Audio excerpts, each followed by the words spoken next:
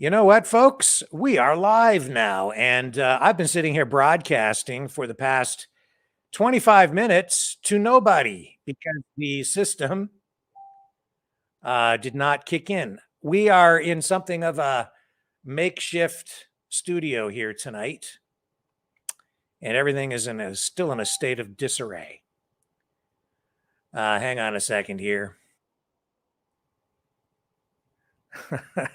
I'm sorry. I thought that we were on the air and we were not. The internet was connected, not connected. I don't know what the heck. Anyway, as you can see, the background is different here a little bit tonight. Everything was has been ripped apart in the studio. And I thought we were on the air and we're not. And thank you, Gina, for sending me a message to tell me that we weren't on. So I've reconnected to all the platforms and we are live. So you know what I'm going to do? I'm going to start all over again. How about that? So that everybody can get all the information. We have a lot of stuff to share with you.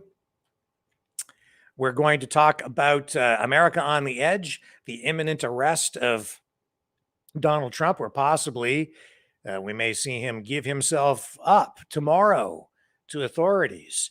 We are going to talk about President Xi Jinping of China visiting Russia. And we have Derek Smith, author of How the Prime Minister rather Stole Freedom, joining us later on the program. Derek is running for mayor in the city of Calgary, and he's going to explain his war on woke when he joins us later on in the program.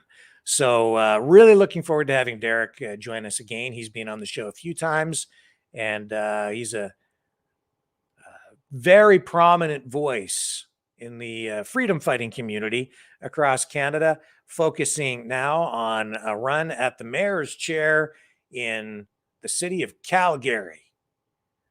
Can't wait to talk to him. So don't go away. I'll be right back, and we'll crank this thing up.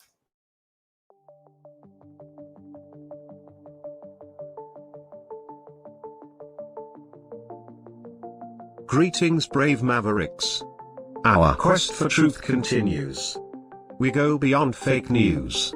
Together we expose propaganda. Together we pull others out of rabbit holes. We are maverick thinkers. We are all unique individuals, defenders of individual rights and freedoms, credible, trusted, grounded in reality. Maverick News, Maverick News. Defending free speech, free speech. Donate at freedomreporters.com. Do it now. Tomorrow may be too late. Maverick News. The world is watching.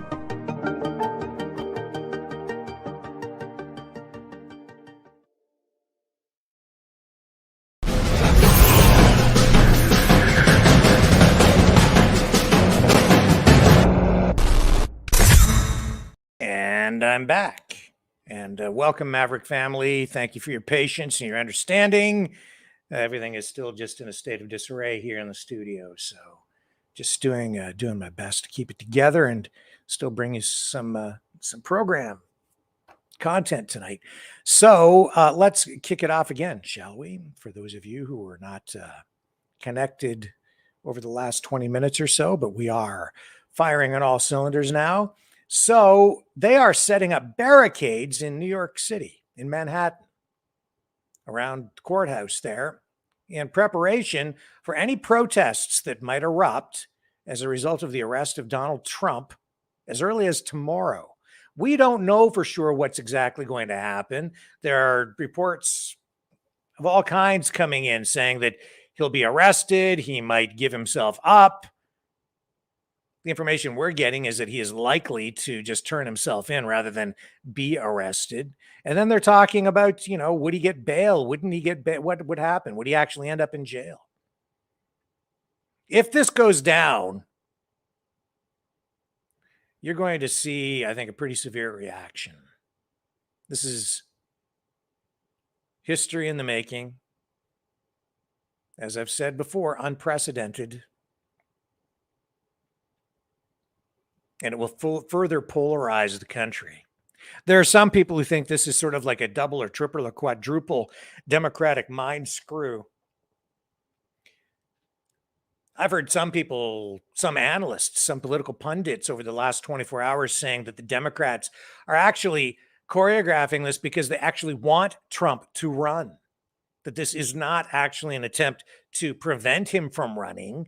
They're trying to cement his support, fortify it within the Republican base, because they think Biden can beat Trump in the next election. They don't think he can win. So they want him to run. So they think that by arresting him, it will get people so angry that the people who maybe would switch over to someone like DeSantis will get behind Trump and propel him to victory so that he can then be defeated by the general population in the actual election. I don't know if they're that smart or if they are that devious. Yeah, they're that devious. I don't know if they're that smart to actually pull this off. I suppose it's possible. It does feel choreographed in many ways, though, doesn't it? I mean, it's like a replay in so many respects to what we saw in the previous elections, where they're kind of dragging this one out again, from over 7 years ago. This hush money payment, $130,000 to Stormy Daniels. Well, tonight, as I say, they are getting these barricades set up. We have a little bit of video of that. This is what it looks like.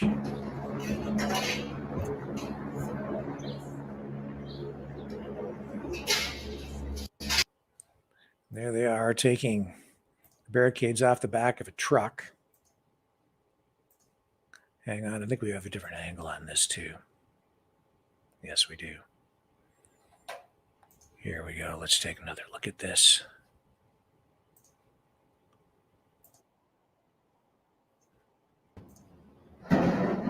So there they are, taking the barricades right off the back of that truck, and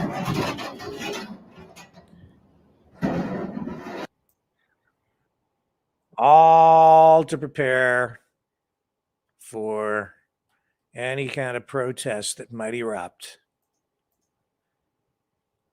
because of the pending, imminent arrest and possible incarceration of former President Donald Trump. So Stormy Daniels, she is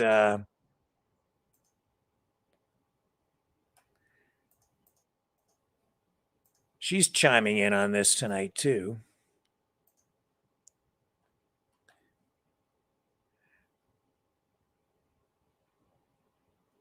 So in this tweet, this tweet that she posts, she says, let me just bring this up.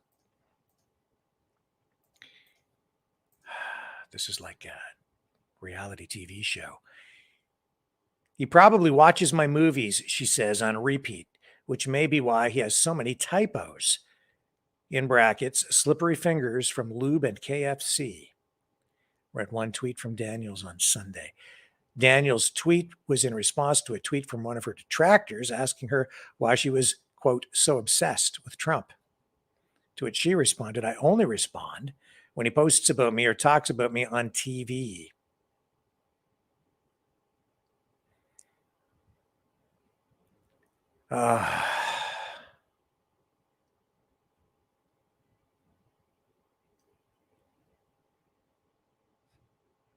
They gave her an award.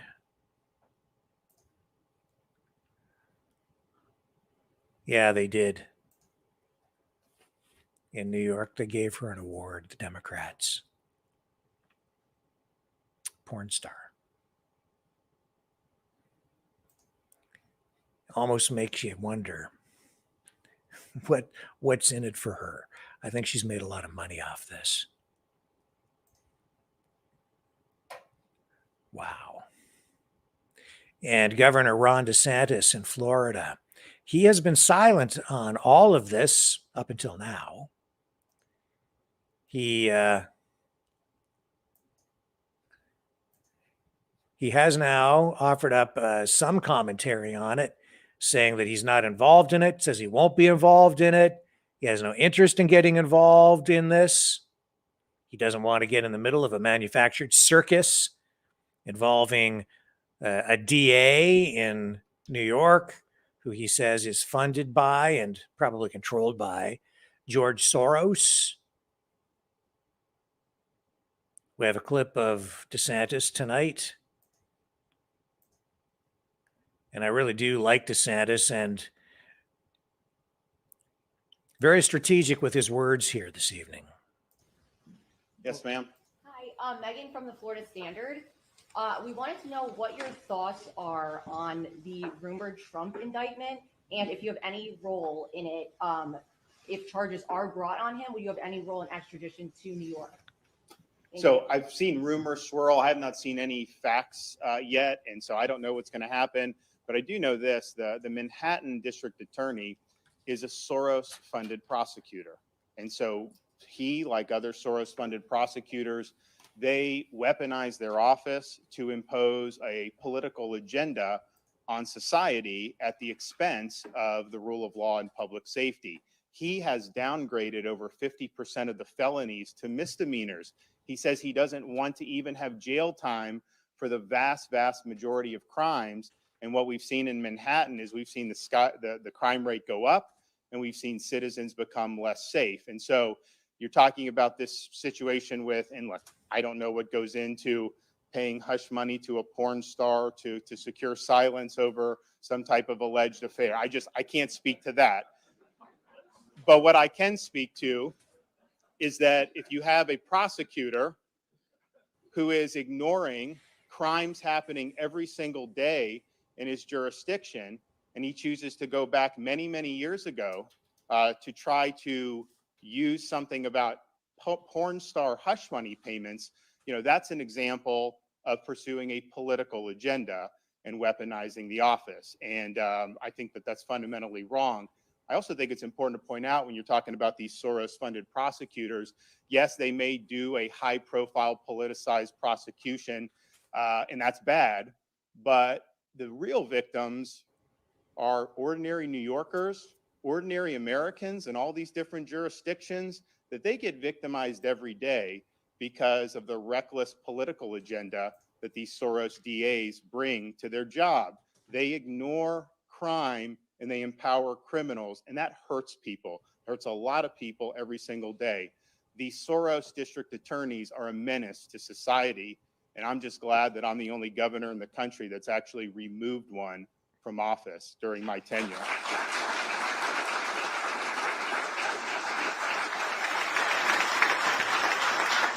And in terms of we are not involved in this, won't be involved in this. I have no interest in getting involved in some type of manufactured circus by some Soros DA, okay? He's trying to do a political spectacle. He's trying to virtue signal for his base. I've got real issues I got to deal with here in the state of Florida. We're obviously shutting down CBDC, which is important. We've got so many things pending in front of the legislature. I've got to spend my time on issues that actually matter to people. I can't spend my time worrying about things of that nature. So we're not going to be involved in it in any way. I'm fighting for Floridians, and I'm fighting back against Biden. That's what I do every single day. Yep. Governor, another question in terms of that. Are you aware if there has been any communication between Florida law enforcement and New York authorities if they do indict and President Trump does not go to New York for arraignment? Discussions about how he may be arraigned here in Florida since he resides here. Are you aware of any? I'm not aware of anything. And DeSantis has some very good points there. Maybe his most important point is that it's everyday average Americans who suffer the most in a situation like this, because if you look at citizens in New York, they're police officers, hundreds and hundreds of them are taken out of service to focus on securing a perimeter around a courthouse while this political circus unfolds. Everyday Americans are distracted by this circus. All of the energy of the media, of the, so much of the country is so focused on this that the business of governing takes a back seat. All this happening while a new multipolar geopolitical reality is unfolding around the world. The banking system is collapsing. The economy has been destroyed. People's jobs are evaporating. The social fabric of the country is being ripped apart. Social tensions are flaring. Politically, the country is polarized. And this just inflames everything, throws fuel on the fire, and further polarizes people. Gets people upset. This is poking MAGA in the eye. That's what it's doing. This is intentionally provocative. The Democrats are already getting ready to attack Trump and possibly even charge him if there is any kind of aggressive protesting. They'll accuse him of inciting again. And yet, really, if you look at it, who's inciting whom? They want a reaction. Is it a double, triple, quadruple mind screw? A psychological warfare tactic? All designed to mess with people's minds and get them to support Trump so that he runs again so he can lose? I don't know. I don't know if I'd take it quite that far, but it's pretty clear that what they're doing is designed to provoke. And all this happening while President Xi Jinping of China visits Russia today. And, they're focused on trade. They are focused, the Chinese are focused on their economy, building. And the same can be said, I think, of Russia, forging new alliances, new partnerships, new business relationships. Well, the United States is focused on war. They don't want peace, and they're making that very, very clear.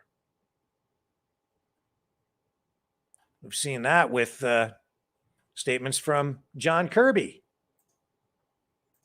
just within the last day. Washington is arguing that any ceasefire mediated by China in Ukraine, for instance, is unacceptable and will be opposed by the United States. And we've seen other attempts to strike some sort of peace in Ukraine, circumvented by NATO and the West. Here's a clip of John Kirby saying just that. Monday through Wednesday of President Xi to Moscow, the state visit, if you will. But what we have said before, and we'll say it again today, that if coming out of this meeting, there's some sort of call for a ceasefire, well, that's just going to be unacceptable, because all that's going to do, Mike, is ratify Russia's conquest to date. All that's going to do is give Mr. Putin more time to refit, retrain, reman, and try to plan for renewed offensives at a time of his choosing. We hope, and we've said this before, that President Xi will call and talk to President Zelensky, because we believe the Chinese need to get the Ukrainian perspective. Monday through Wednesday of President Xi. That's John Kirby. Before. And again, as far as they're concerned, peace is victory for Russia. No, peace would be victory for the people, because you have hundreds of thousands of people who have been killed over there now as a result of this conflict, and it's the people who are suffering.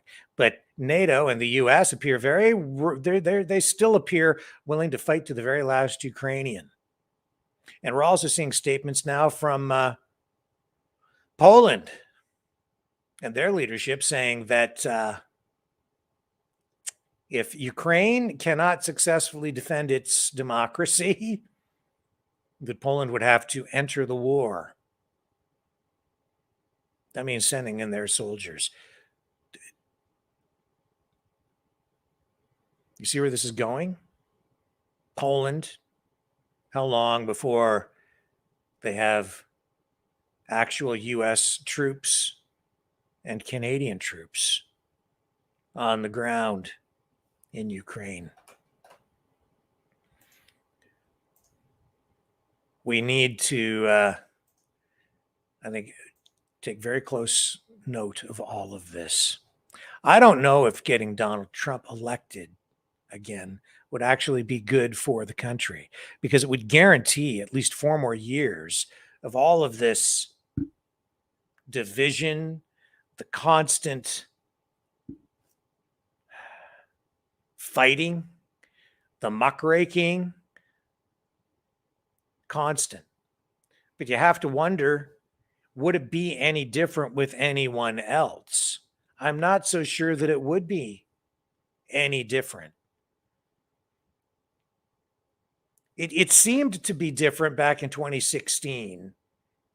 Things really did seem to shift, but I'm not sure if it was because it was specifically Trump or if it was just at that moment that the political game changed at that time. You know, if you had DeSantis as the candidate running against Biden or anybody else in the next election, would the tone change? Would the attacks be any different? I'm not sure that they would be. The reason I say that is I think back to even when Ronald Reagan was president. And while today even Democrats will speak of Reagan with some degree of respect, and he has become something of an icon for conservatives. I remember when Reagan was president, and I remember the harsh, inflammatory attacks that were leveled against him through the mainstream media at that time. Do you remember when they used to call him Ronnie Reagan? I certainly do. Ronnie Reagan.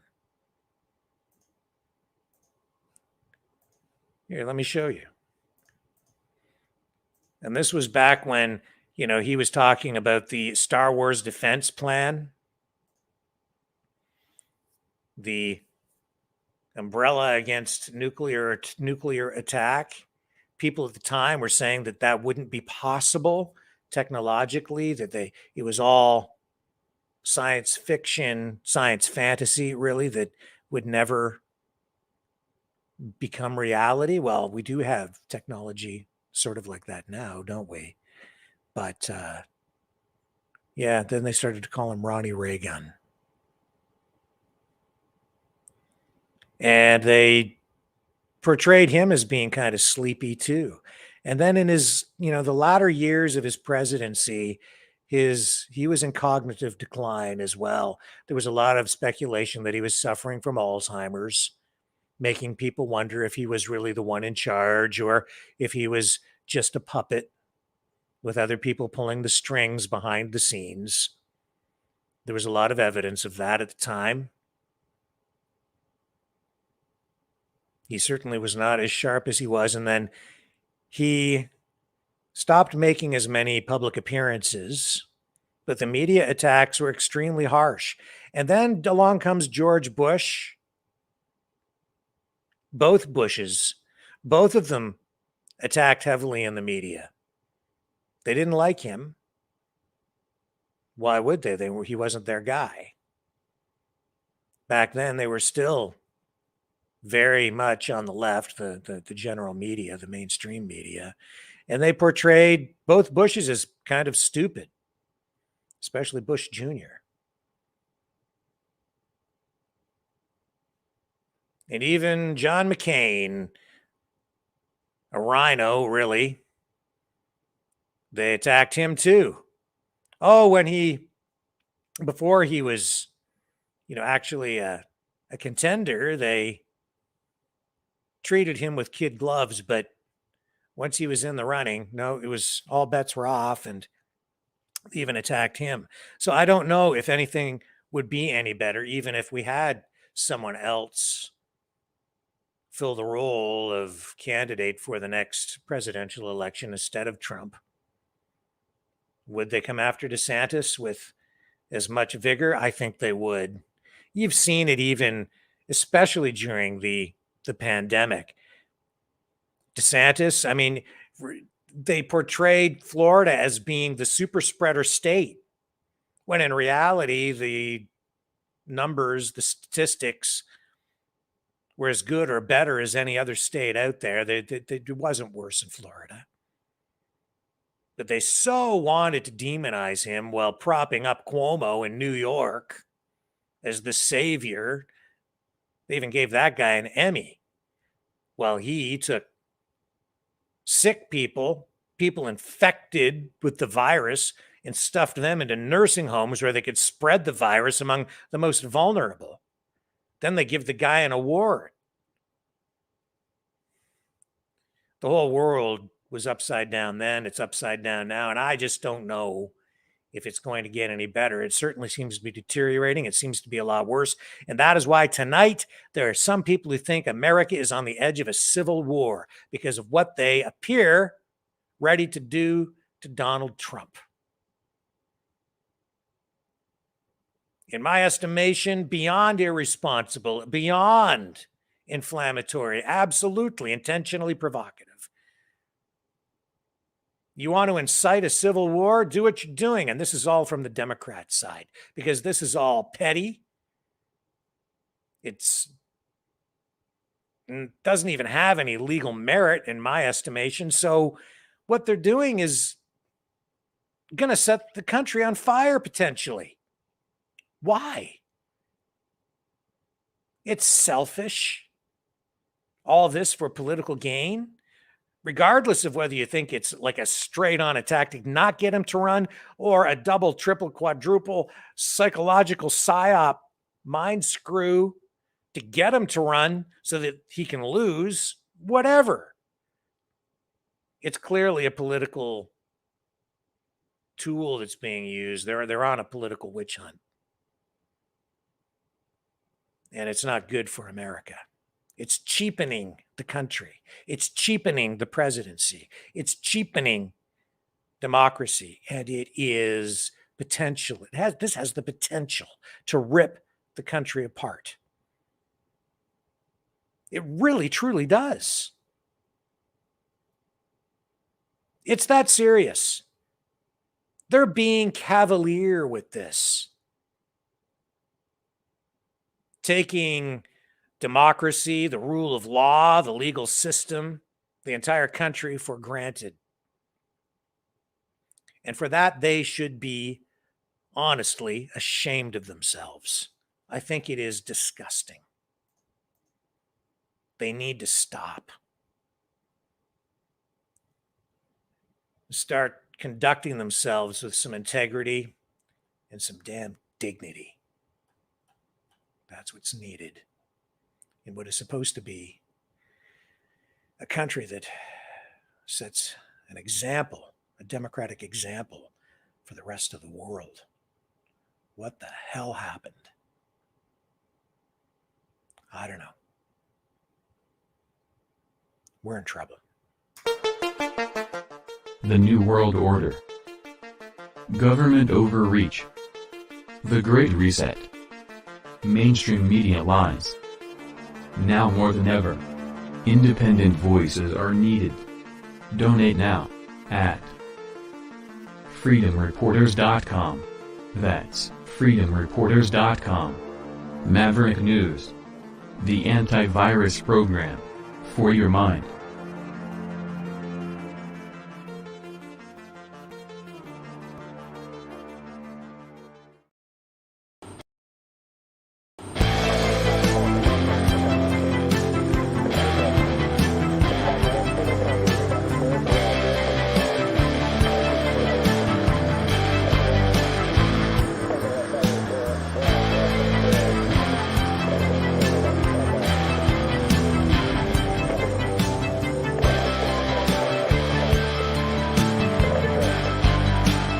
Maverick News. Fighting for freedom. Okay, I'm back. And because Derek Smith is going to join us during the program tonight at, well, he'll be here in about an hour.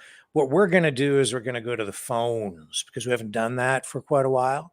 So we'll go to the phones and we're going to do that just in the next few minutes here. So let me get that set up. We'll take another quick break while I configure the phone system, and then you guys can weigh in on the conversation here tonight. And our coverage of the top news of the day and our feature interview, progression toward the feature interview will continue when we come back. Fighting the Great Reset. By leading the Great Resistance.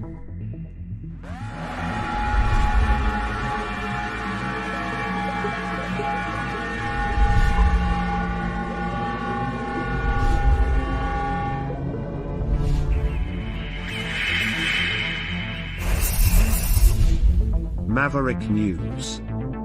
The antivirus programs for your mind.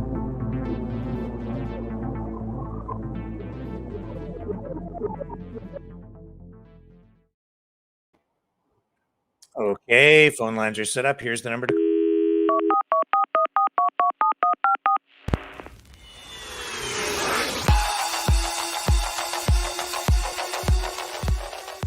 join the conversation.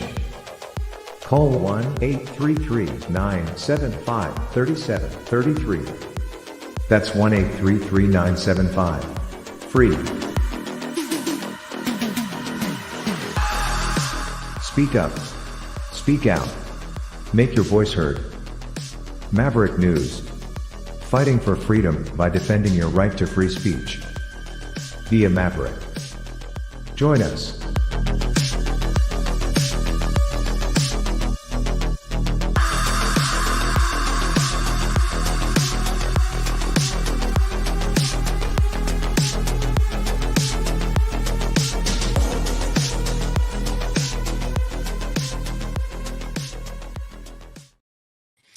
Okay, I'm back.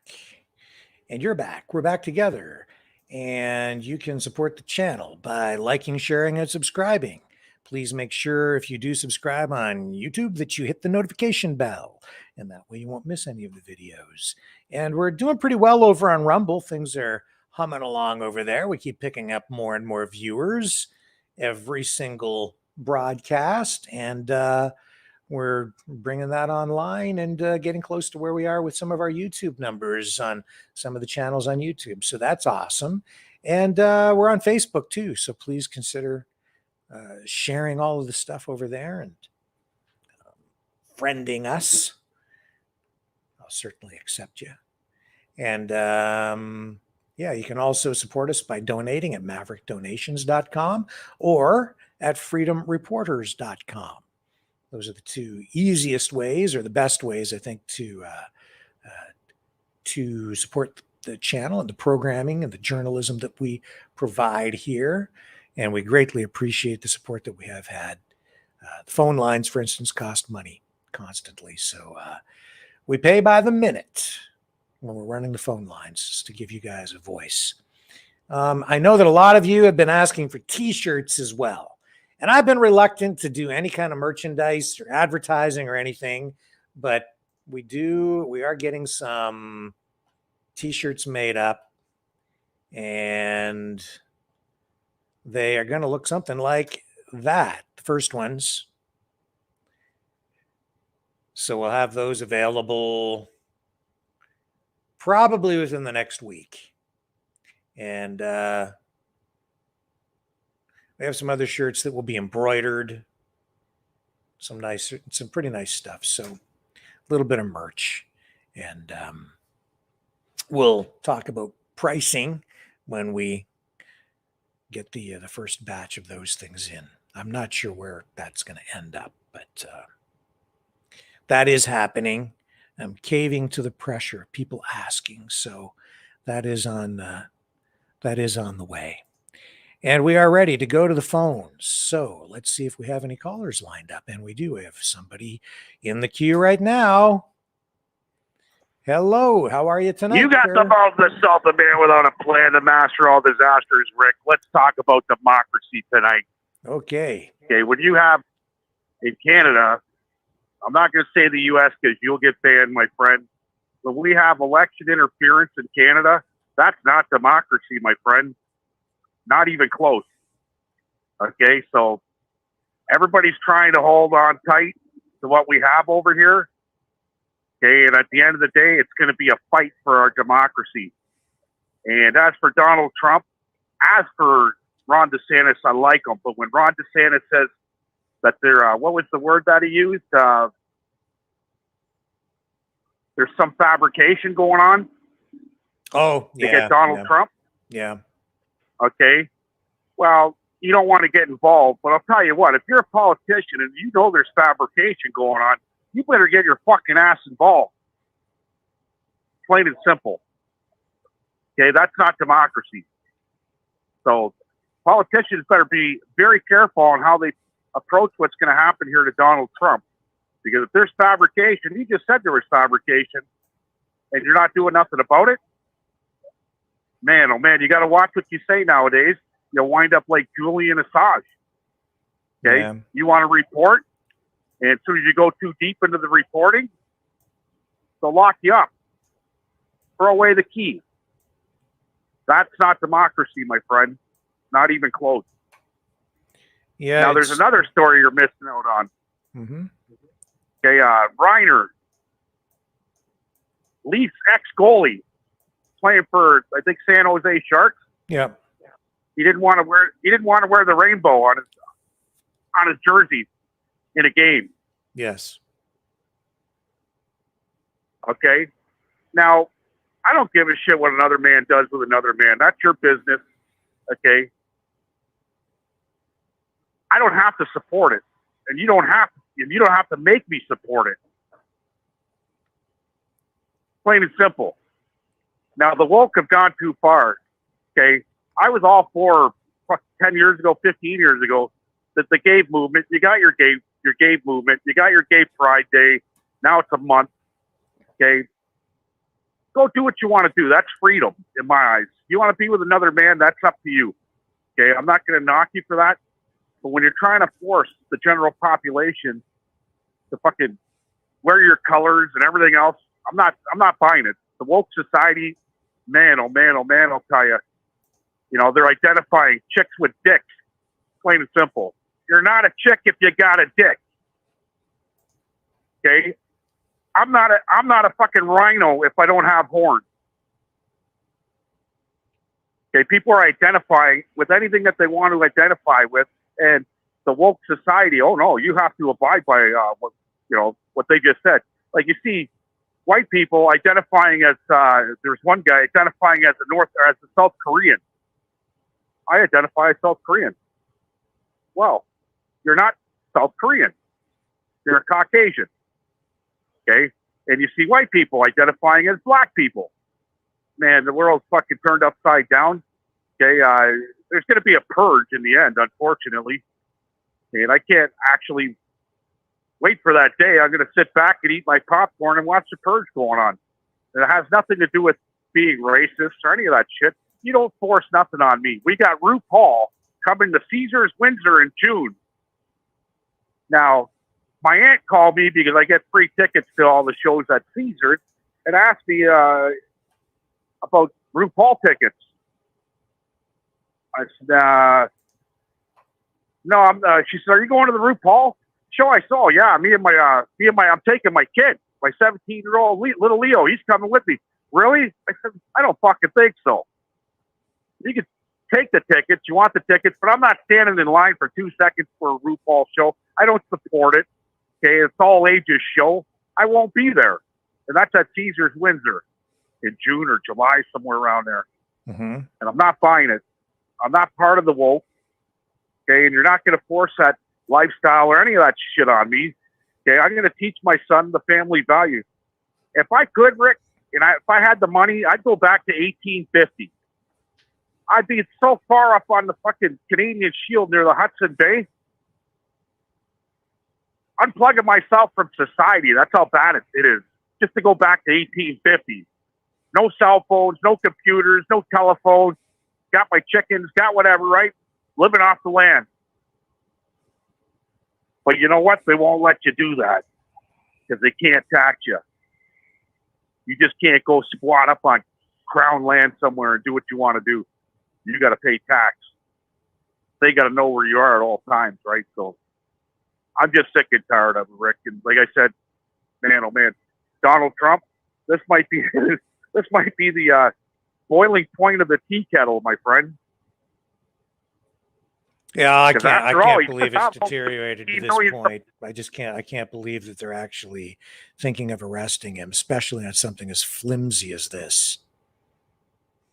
Well, the thing is, you could arrest a guy like the Mouth of the South. I got 10,000 something followers on Facebook. Who am I? I'm nobody. When you have 80 million motherfucking followers in the United States and elsewhere, a lot more. Houston, you're going to have a problem tomorrow. Yeah. This is not going to end well, especially the United States. Okay, we know everybody's packing over there. I don't know, man. I pray for the best. Me too. What do you think of that, Rick? Well, I'm like you. I'm praying for the best because all we can do. America really is on the edge, and this just might be the thing that pushes the country over the edge. I think it's that serious. And you were It right really about. is. Yeah, I think you were onto something when you said smoke and mirrors too, right? Let's use locking up Trump. If something else is going to happen, they don't want us to look that way. So they got some shitty bills being passed down in the in Congress tomorrow that they don't want us to be looking at because everybody's going to be focused on Donald Trump's arrest. Yeah, well, they don't want you Right? looking at the economy right now either. The whole banking system is collapsing, and they just that is serious business too. You know, like they don't want people focused on that stuff. That's way too serious. Watch the soap opera over here. Go fight I've amongst. never seen anything like it. Yeah, fight amongst yourselves while the country burns. Right. While we destroy the economy, you guys go to get out in the streets and slit each other's throats. Right. Because who's going to care about the economy? They're going to be focused on, they locked up Trump. And guess what? There's some states that are very, very, very, very Republican that are going to start shit. Okay. And they're going to focus on that. They're going to go, look, we told you. Okay. Forget about the economy. Forget about Ukraine. Forget about possible Poland going to war with Russia. What a joke. Poland's going to look like dumbass in a New York second. They want to play that game. Yep. Right. So with that being said, Rick, thanks a lot. You're doing a great job. I in and out all weekend with you. You know, I got like you, I got the wife hounding me at a drippy faucet. Thank God it was a Moen with a lifetime replacement cartridge. I had to get on it, brother. Thank you, Leo. It's always a pleasure, my friend. Thanks, Rick. All right. Have a good night. Good luck with those house repairs. Okay. Who do we have on the line next? Go ahead. Hey, what's up, Rick? Well, Can you tell hear me? I can hear you. What do you want to Good. talk about? Well, I wanted to say congrats for your show, man. I like what you do. Keep it up. Keep the smile. Don't get under your skin those little trolls, because, well, they're just trolls, man. Don't get them under your skin, right? Right. And you know what? If you need some mods, Pissed Off Dragon here is happy to help. So you got all that for yourself, my friend. That's pretty much what I wanted to say. Okay. All right. Well, thank you. I appreciate that. Any other issues you want to focus on tonight? Anything else? Yeah, well, I have probably a question, more so like a logistical question. Yeah. I want to probably start something about investigating journalism. So if you got some advice to give to a rookie, well, I'm all ears. Advice on how to become an investigative journalist? Yeah, on the ground, actually.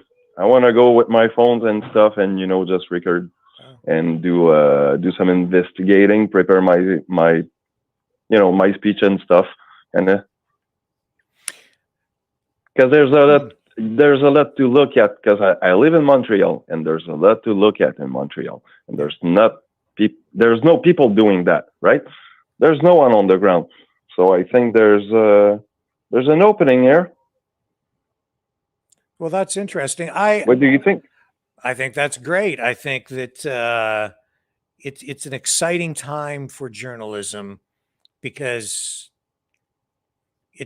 anybody can do it now. The technology is there to do like live reports. I mean, when I got into it, we had to have microwave or satellite trucks in the field in order to go live. It was a really big deal, and it was technically complicated. Yeah, you need like a team of 5 people with the cameras and the sound check and stuff. Yeah, and it was cumbersome, right? And it was a big deal to go live on TV.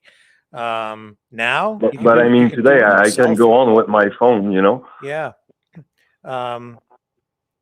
Yeah, I mean, I could sit here and tell you stories about some of the first times that I used cell phone technology to go live, and actually we did like look lives, but I won't bore you with it, because today it sounds kind of silly what we were doing back then. But I could see it all coming, and the medium is the message. It changes the way news is covered. So it's an exciting time. So yeah, absolutely. If you're into it and you're excited by that, I think that's great, because because I was looking into the police department, Chinese police department in Montreal, and I mean, I look into it, and on the net, there's nothing much that you can find. I mean, there's no address, there's no Google map that will pinpoint you the places. So I gotta go like basically on the street and do it like the old school way. Yeah, just a few maybe tips that might help you. First, educate yourself on some of the laws surrounding libel, slander, so that you don't get yourself into trouble. Educate yourself on the laws surrounding charges against youth, because that can easily get you into trouble. Those are the 3 things that I would at least get basic knowledge of before you start broadcasting anything. You're going to see lawsuits against just regular citizen journalists over the coming years, I think, because people get involved in trying to practice journalism without understanding any of that stuff, and they leave themselves open to lawsuits because they make big mistakes. Right. The other thing is, and also the C11 bills coming through with that. Yeah. It might like make more trouble. You know what I mean? Yes. So you need to just be aware so that you can protect yourself by not making mistakes, right? And the other, really the basic thing is, I just like to, for me, set the standard of whatever I'm doing day in, day out, I just try to serve the public interest. That's the standard for me. People maybe don't understand why I do what I do sometimes, or why did he do that story, or why did he, they don't understand because there are other things going on behind the scenes. But everything I do, I approach from, is this in the best interests of the public? And that's the way I approach pretty much everything. It's not about me. It's not about an individual. It's not about trying to further someone's political career. Everything is about the public for me. And that has always served me well. Opening people's eyes, basically. Yeah. Just whatever's good for the people, right? If you stay in that vein, thank you, sir. If you stay in that vein, then I think you're going to end up on the right side of history. Well, thanks. I appreciate a lot. Thank you. And call back. And, if you start doing some of this stuff, let me know, and we'll try to cross promote with you and and get people over to your channel or whatever you're doing and help promote you up there in Montreal. All right. Well, thanks, sir. Thank you. Really appreciate the call. Looking forward for another call, man. All right. Excellent. Thank you. Have a good day. You too. See ya. And here is, I think it's Rob. Hello, Rob. How are you tonight? Well, how's it going, Mr. Media? It's going well, sir. You want to talk about the banking crisis tonight?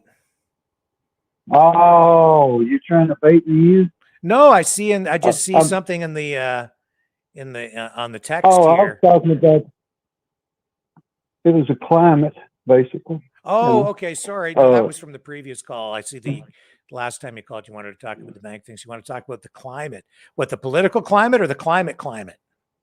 They both, we don't know what it's going to do, Yeah. It's like the weather. I caught that last conversation from the gentleman from Montreal, and his advice, and it's kind of like you and me both know this. You go out in public and start pointing your camera around, people's going to ask questions whether you like that or not. Yeah. Yeah. And I've always stuck to a certain rule and aspect. Is the do not approach rule is number one. It's a lot of these guys that do these public audits. They go audit the government institutions and the police and all of that. And there's a lot to learn from that, But now, back on this thing about Mr. Trump, I was watching some stuff and reading some information that was in regards to one of his attorneys, or past attorneys in a corporation, all of what went on. And it's coming down to an issue, from what I understand, would be a client attorney privilege thing. One is if I'm an attorney and you come and sit down and you tell me, hey, I've been charged with this, such and such this, and I need some defense on this. But that's perfectly legal and it falls inside the perimeters of a confidentiality between an attorney and their client. But if somebody comes in and seeks advice on something that they could possibly be arrested for, then that's a fine line between attorney privilege rights between clients, which means that it's a felony in federal law to advise an attorney of a law that's been broke or is going to be broken, and somehow or another they're putting it back to a corporation that was operated by the Trump corporations somehow. That was to sell the house for like $120,000. Stormy Daniels, her attorney got the money and settled whatever it was settled with her, but who's to say? I just think it's a crooked thing either way. I think that a sexual affair has nothing to do with a person doing their job, because in New Orleans, Louisiana, LaToya Cantrell, the mayor of New Orleans, was also found guilty of having extramarital affairs recently, but she's still on the job. So I don't know where they're going to try to put that. I don't know. I know there's a lot of people inside this country that are concerned with our public servants, our public paid elected position officials, putting us down a road that, and you're right, it's going to put a stain on our country, and it's going to probably drag Canada in there somehow, because we're attached at the hip if people don't know that. Yeah. Yes. So, I mean, it's just going to come down to the point. I mean, in the past, the attorney general that was on the case had just kind of just kicked it out. And the new attorney general that came in, from what I understand, had jurisdiction over that. Something happened, blah, blah, blah, but they're down to the fine line.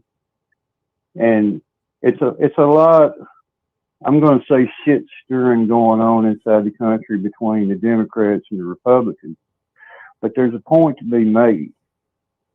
One is, if I give Donald Trump 80 million votes inside this country, and then I give Joe Biden another 85 million votes inside this country, the majority of the country didn't vote for either side. You know, and I heard I was one of those people. You know, the fact of the matter is we're letting all of this stuff is being rehashed. It's being reborn. We got a guy down in Florida who puts himself on a live broadcast. He's got less than 200 followers, and it's all about the hate against the anti-white people. He wants to, and it's all about the black. It's all about the white.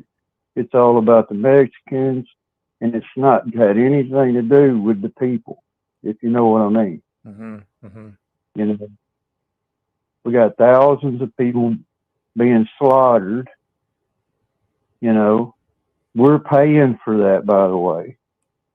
So if people want to shake their politician's hand and go in there and say thank you for contributing to murder and killing all of these people. I watched a live interview with Vladimir Putin, and you know, it strikes me as a person who's driving. He's actually driving the vehicle. He's inside that country. He's going into the towns and he's meeting with the mayors and the governors, and they're showing him aerial photographies of what the war has done to certain parts of that country and what they have came back in there and rebuilt. But the fact it is he can actually drive an SUV into a town, get out, walk around, meet the people. But I don't see either of our leaderships, Canada or Joe Biden, making that sort of an attempt, if you know what I mean. Mm-hmm.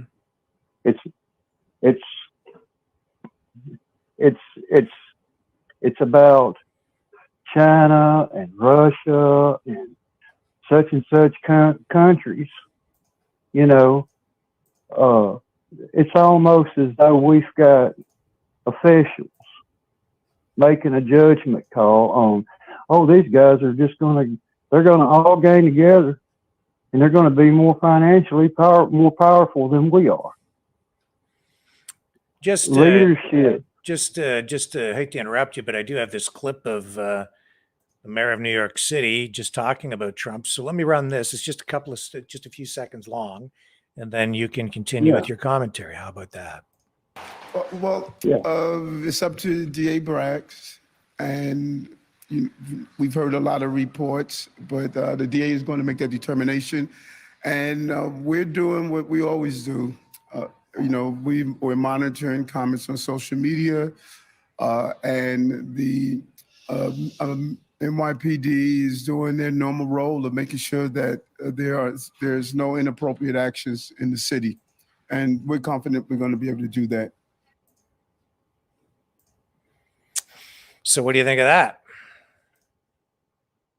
The thing about it is, Rick, is in a layman's terms, you know, a lot of times people want to confuse it behind certain levels of education. They want to throw words in there that average people just can't seem to understand because they didn't go to college. Mm-hmm. They didn't live a white Ivy League lifestyle. They need a down-to-earth answer. The fact of the matter is, is if I got in my vehicle and went down this road and I'm going too fast and I get pulled over and I say, hey, I know I was going too fast, so how about I settle this with you right now? And the officer says, well, it's not something I'm supposed to do, but I'll go ahead and take your money. That would make him a criminal and it would make me a criminal.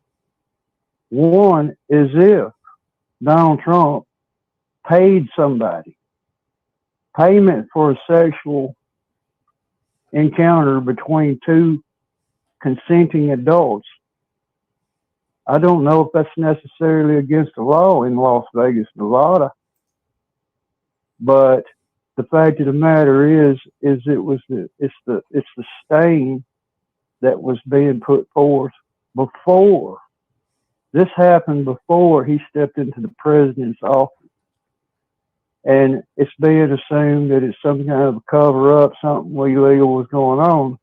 But the fact of the matter is the man's attorney did get arrested, to use corporation money as a form of a payoff. And a presidential candidacy for hush money is a felony inside the United States. Same as me getting pulled over. I would rather just take the ticket, go to court, say I'm guilty, and get that over with. But the fact of the matter is, Martha Stewart, she's one of my idols. I know I hate to say that. She got in trouble, but she did what she did. She cowboyed up, and she took her lick. She went to prison. She served her time. From what I hear, she was teaching home economics inside the prison. She done what she had to do. She took her lick. She came out of it. Donald Trump is no different than anybody like Martha Stewart or anybody else out here.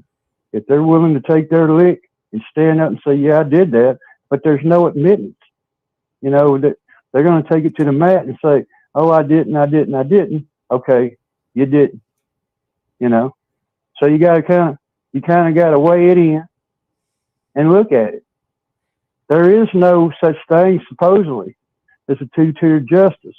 But evidently, if you're walking around with billions of dollars in your pocket and you're paying off, porn stars, that seems to be okay. So, I don't know what else to say there, Rick. I don't know. Well, I'm in it for, essentially, is everybody else that's got any sense can look at this little red-blue argument going on between these parties, and they can recognize immediately. It'll go all the way back to 1776. It'll go all the way back there. Because once you had the parties established inside this country, and they were determined to have their own sovereign states, they were granted that sovereign state. But nobody ever seems to reason the reasons behind why they had to do that. Why did they have to do that? It was to escape the tyranny of, who was it, King George? So now, instead of having one king to deal with, it seems that we have multiple kings, and reds and blues and Trudeau's and whoever. They're not acting the part as their duly elected office. I was impressed. There was once a time in our history when the Russian soldiers and the American soldiers stood in the same trenches and waved their flags together. I would like to know whatever happened to that, Mm-hmm. So, we should probably move on. I'll just get you to wrap up with a final thought. Well, I'll go back to people power. It's why should anybody get upset at something? There's nothing to be upset for. These are public officials. They work for us. We make everything possible for them. They're supposed to protect us. I don't see any protection going on here. I see a war machine. Mm-hmm. Well, Rick, I appreciate your time, as always. Yes, I appreciate you, sir. Excellent call. And and just keep the faith. And I made a mistake on that 200 billion we were talking about the other day. That was just two, but it was all together. We're out over $600 billion. How's that feel? That feels tremendous. Well, anyways, thanks for the call. I'll talk to you soon. I'll keep an ear to the ground for you. And thanks for giving the opportunity. All right. We'll chat more later. Take care. All right. Let's move on to our next call. Hello, Tony. Hi, Rick. Tony. How you doing tonight? Good. Well, how are you? I some days, Rick, you think I'm optimistic, and other days, well, it's just it's hard to get out of bed thinking what's going on. Yeah. You know what I'm saying? It's hard to keep positive attitude when there's so many negative results. And well, you know what? this whole Actually, thing with foreign presidents- with that, I have a video coming up, and I'm going to run it at the end of the show. And it speaks, Yes. it deals with exactly what you're talking about. And it's the best video I've seen in a long time. So, I'm just teasing it for you. So you're going to want to see that. Well, regarding President Trump, they've tried to stick so many things to this man. And yet, I was listening today to a big time radio show host in the U.S., and I won't say who because you probably know who it is. And he was saying, Bill Clinton was doing that, in the White House with an intern or Monica Lewinsky and who knows who else.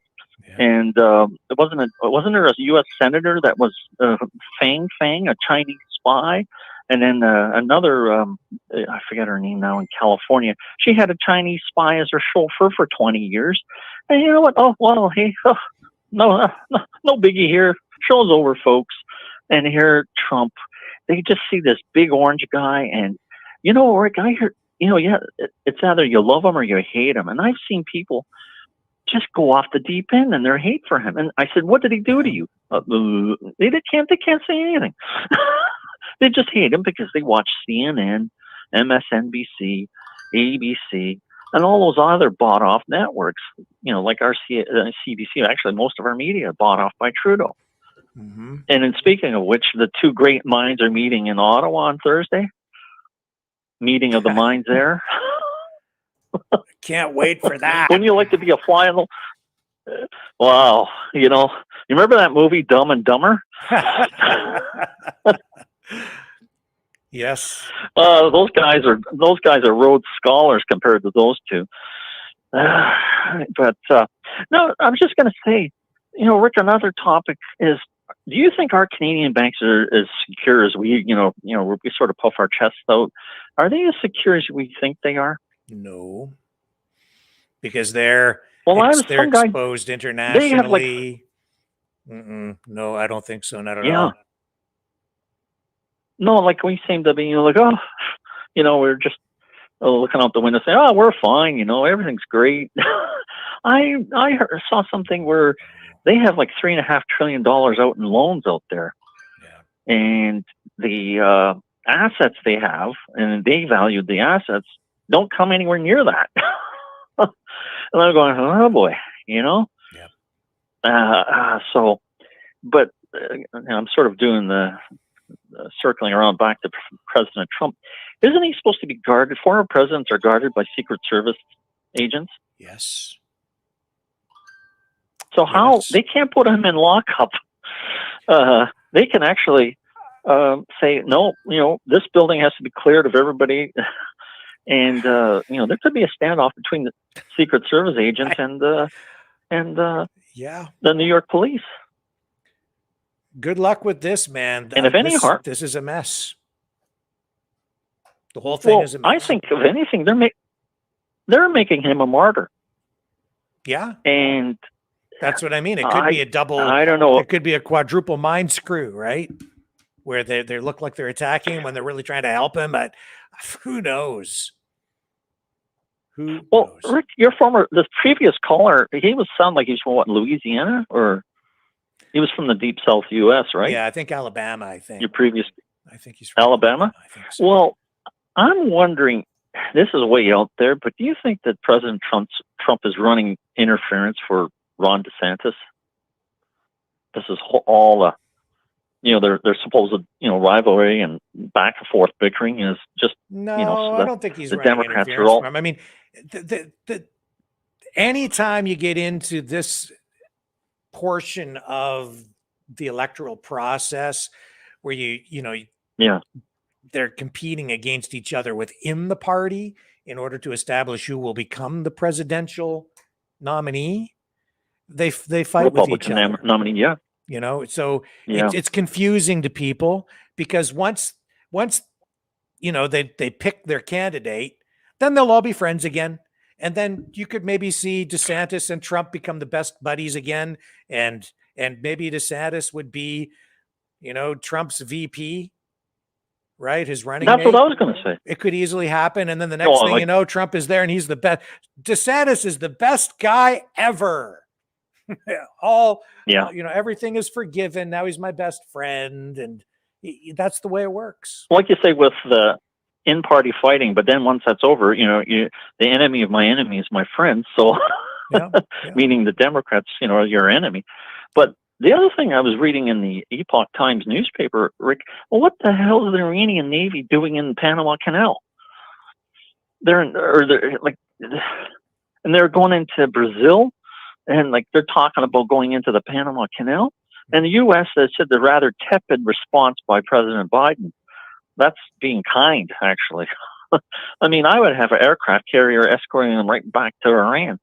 An aircraft carrier group, I should say. It just shows how the U.S. position globally is weakening. They don't have the clout that they used to have. This war in Ukraine is exposing all of that in a major way, and this banking crisis is exposing it too. They've been using the U.S. dollar as a weapon for so long that now, with the banking system crumbling, they don't have that leverage. They tried to use that strategy against Russia and China, and it hasn't worked. Not this time. Well, you know what I read about 6 months ago, Rick, was that a lot of Federal Reserves of other countries, you know what they were buying up by the ton? Gold. Yes. Gold. China, Russia, other countries, Poland, you name it. They were not buying it by the ounce, by the ton. Yes. So what's that tell you? They're going, digital currency, greatest thing since the invention of sliced bread. Meanwhile, the top 1% or 5% are buying gold because in other countries. Gold has always been the true representation of value. It's tangible, it's real, and in that way it's linear, not digital, and it represents true value. And that means you can't, it's like the natural aspect of the economy, right? It becomes undeniable at some point. You can't control the economy forever. You can distort things. You can put an airplane up in the air, but eventually it runs out of fuel and it has to come back down. That's artificial, right? And then there's just the law of nature. There's the law, the laws of economics that have just become undeniable. Supply and demand, and you can manipulate it for a little while, but after a while, that's why you need gold, and we should probably never should have come off the gold standard. I was just going to say that, Rick. Do you think they'd ever go back to a gold standard? Because, a lot of people, and silver's rising in price as well, and other precious metals. Yeah. And, the thing is that we got away from fundamentals. We got too lax. We got too, just too ridiculous, really. I think we have to go back to the gold standard because and globally, really, because it restricts government. It protects the public. Printing it restricts money. Government from printing too much money.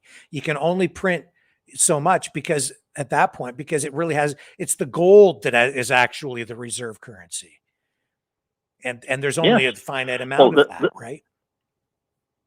Well, you remember the Weimar Republic in Germany in the 1920s. Yep. You had to bring a wheelbarrow of money to buy a loaf of bread and a quart of milk. Yep. And one guy told me a true story. He said the guy left the wheelbarrow with the money outside the store. When he went to go get the money, the money was still there, but the wheelbarrow was gone. That's right. Yeah. Yeah. You know, the wheelbarrow had more value than the money. And people need to remember their history. It was the inflation, the devaluation of the currency that is one of the things that led to the Second World War, the rise of the Nazi Party. Yeah.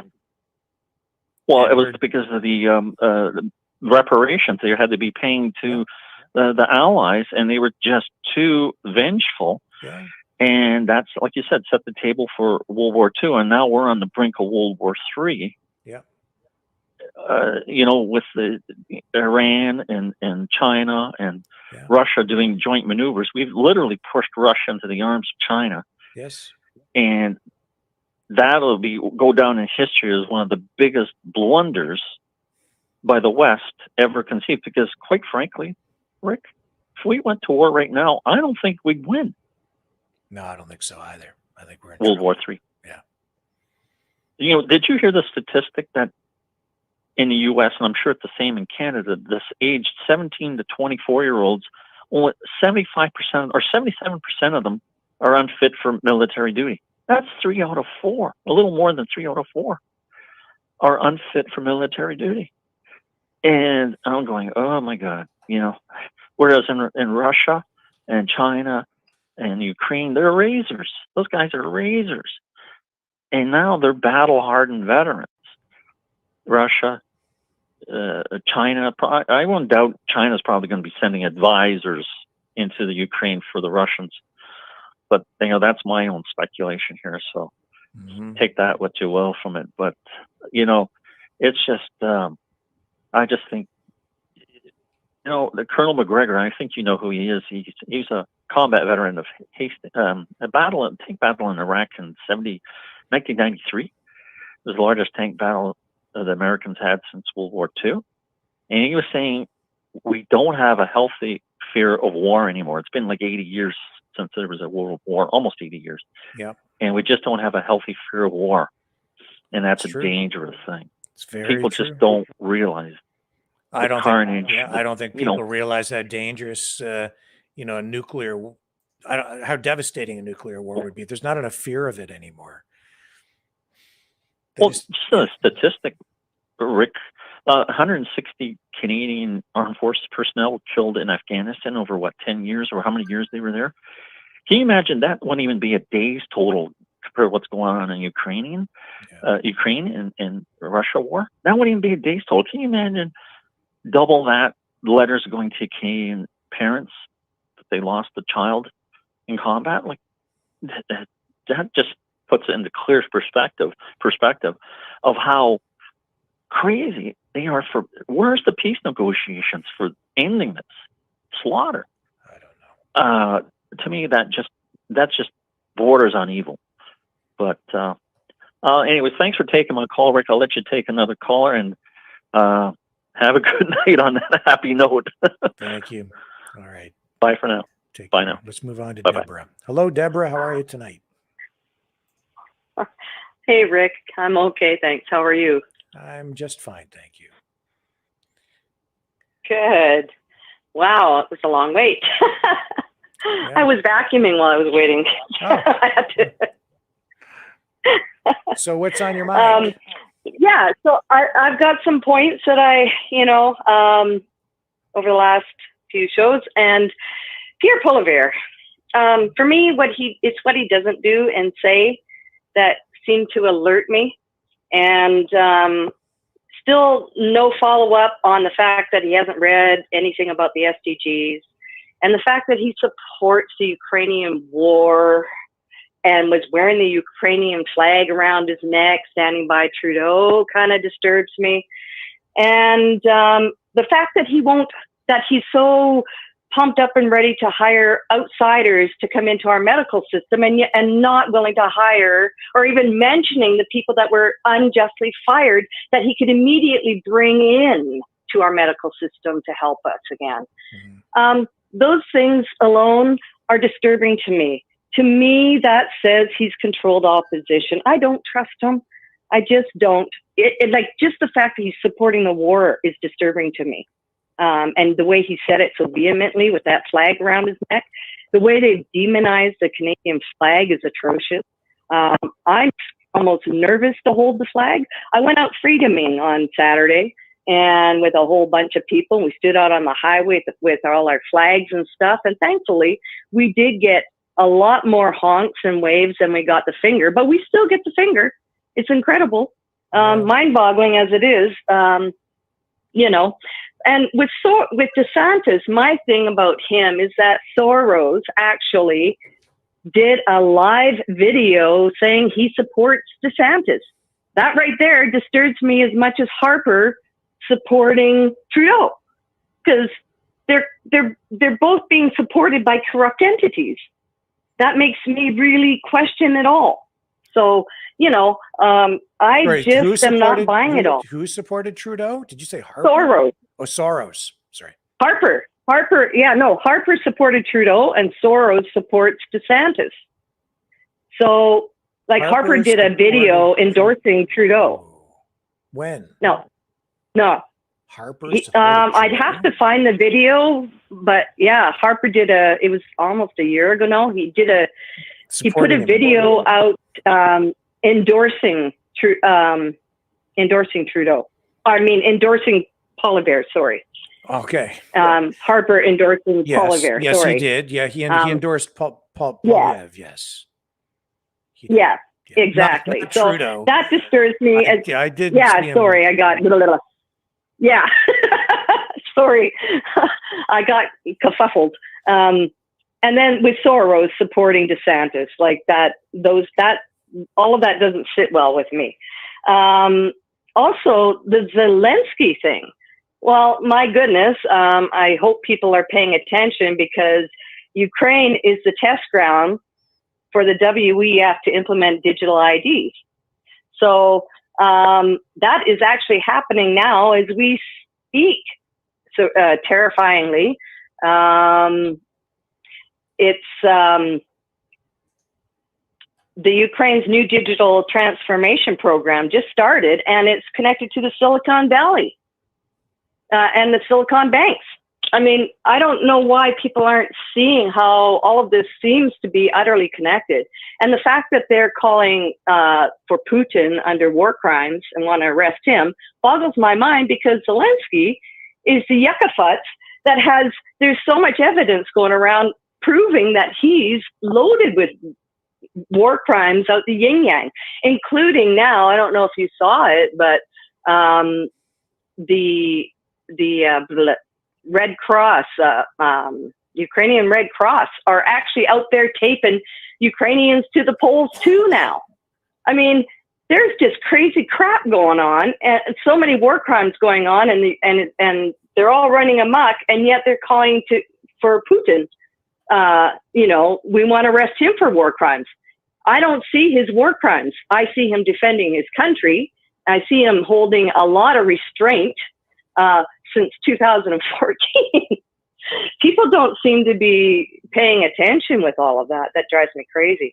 And frankly, I used to hate Trump myself, but I used to watch mainstream media, and I saw him as the orange man and obnoxious and all of that kind of stuff. Couldn't stand the man. Couldn't tell you exactly why I couldn't stand him. I just couldn't stand him. I haven't watched mainstream media since about 9 years. And boy, have my eyes ever been opened. I can't say I really like him, but at the same time, I'm very open-minded now. I'm paying attention. I'm watching it all. And I don't have the hate that I used to carry with me on him. I've been woke up. And for the caller that was just called about, was asking about banks, there's a website he can go to, and it's called the Canadian Bankers Association, and it has the entire list of all the banks that are about to go digital in Canada. You might want to go on there, and if your bank is one of them, get out. Get out now. and put it into a credit union. I'm no banker, but I would suggest credit union because at least they're private and they'll be the last to go down. They'll buy you time at the very least. So the Canadian Bankers Association is something I would highly recommend. And you know what? Here's the thing about voters. This has drove me nuts for a long time, and it's really come to a head. The farmers in the Netherlands had a big win. I was so excited about that. It was like, I was amazed that they pulled that off, and it's incredible.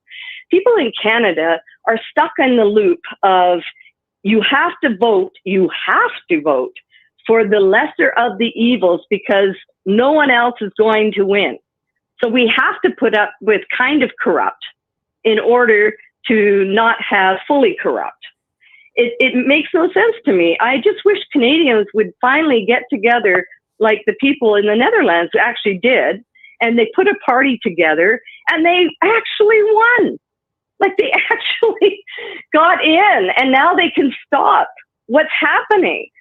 See, the thing is people are willing to just settle for the lesser of the evils, and that's what Canada's been doing for many years. I mean, ever since I started voting and I'd ask for advice about voting, I'd be told, oh, you got to vote for the lesser evils. And I'd say, but I don't like that guy. But you have to. If you do, you're voting for the guy that's either going to split the votes or you're you know what I mean? Like it's just everything is. So you obviously you're Canadian. So who would you vote for if there were an election today? That I can't tell you. I thought I had an answer even a week ago, and now I'm just, you know, you know what I mean? I suspect you're down to two choices, right? You're trying to pick between Poilievre or Maxime Bernier. Am I correct or no? Unfortunately, that seems to be all we got. Yeah. And, you know, I mean, I don't know. But, I mean, quite honestly, the whole, like, I don't know how we can break out of this cycle that we're in, but it's quite the cycle. And also on a final note, I wanted to mention, I wrote my MLA and didn't expect an email back, and it took a long time, but I finally got an email, and I took it with me to the Freedoming group, and they were utterly impressed. First of all, they couldn't believe I got an answer at all. Then they couldn't believe the response that I got. It was actually utterly impressive, and he's from, my MLA is the Thompson Caribou, and he's the Associate Shadow Minister of Justice and Attorney General. And I got this incredibly great email back about Bill C-11, and it was very encouraging. I'd be happy to send it to you. I don't know if I'd have time to read it to you, but yeah, it was. In fact, one of the leaders of the group here was like, "Oh my God, that's inspiring! I can't believe he wrote you that." Mm-hmm. Did you sign it? She said. I said, "Yeah." So, I mean, I don't know what shadow minister means for Justice and Attorney General. I don't know. It means that, like, the Conservatives are not in power, right? They haven't formed government. They're opposition. So what Poilievre has done, and this is common, is he handpicks his key cabinet or his key MPs, and then he forms a shadow government.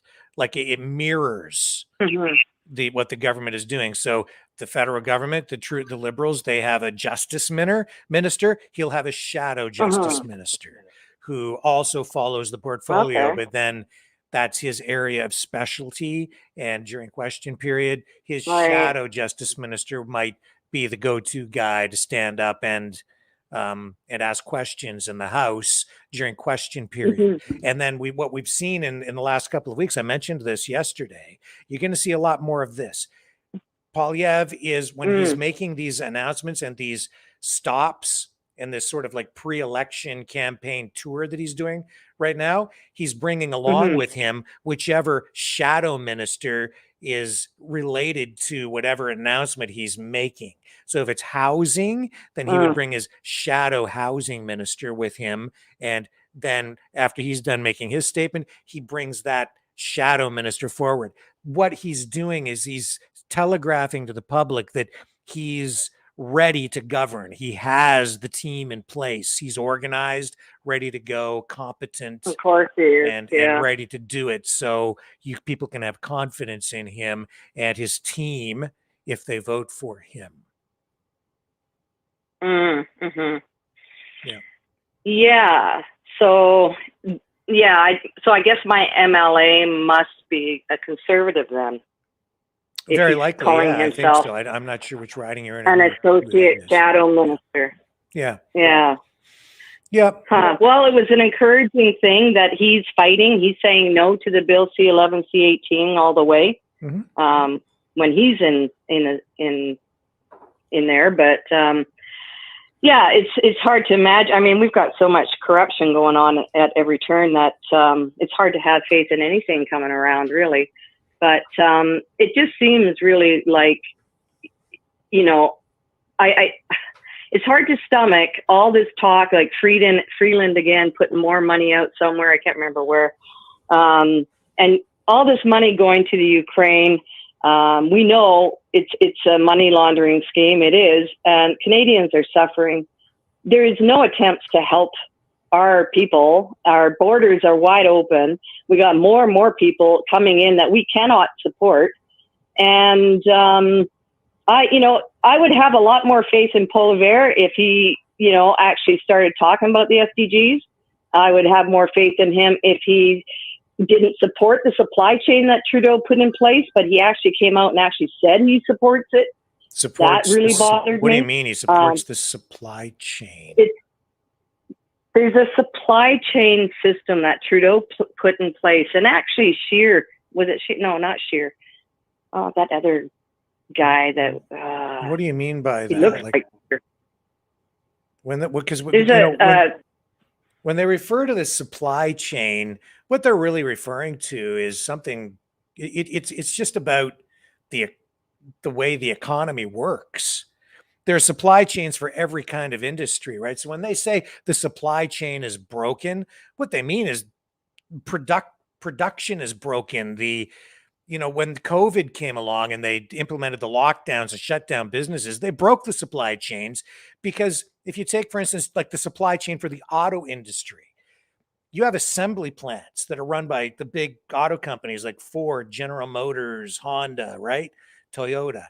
They rely on parts plants. Those parts plants become part of the supply chain, and they get raw materials from like steel plants. And then the steel plants get raw materials from like mining operations, right? To make the steel. So it's a chain.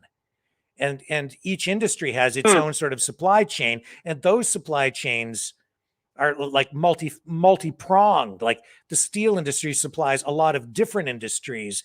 That's why government, I'm not a big fan of big government, and I don't think government can plan the economy. They want to control everything. But as the economist Milton Friedman so correctly points out, supply chains, the economy is extremely complicated. And there's a great video of him out there talking about how a pencil is made and everything that goes into making a pencil. Have you seen that video? I'll bring it up another night. But it's like, if you think about just what goes into manufacturing a pencil, it's extremely complex. And yet government doesn't make that happen. It's just people who recognize market signals and respond to the point where you get a pen or a pencil. Because somebody has to make the plastic for this pen. Somebody has to make the ink. Somebody has to, make the machine to put the printing on it. Like all the things. Yeah, I wish I could remember getting it to market. That's not government doing that, man. That is people just figuring it out. And I wish I could remember the details. Yeah, I do. I agree. I wish I could remember the details. This was over a year ago now that one of the conservative opposition, I can't remember his name. Yeah, I can't remember his name right now. My mind's going blank. But he called it, like, the changes that Trudeau made to the supply chain were Soviet style. And I'd have to go find that again, but it was disturbing at the time. That was the term he used: Soviet-style changes to the supply chain. Yeah. And that anyway.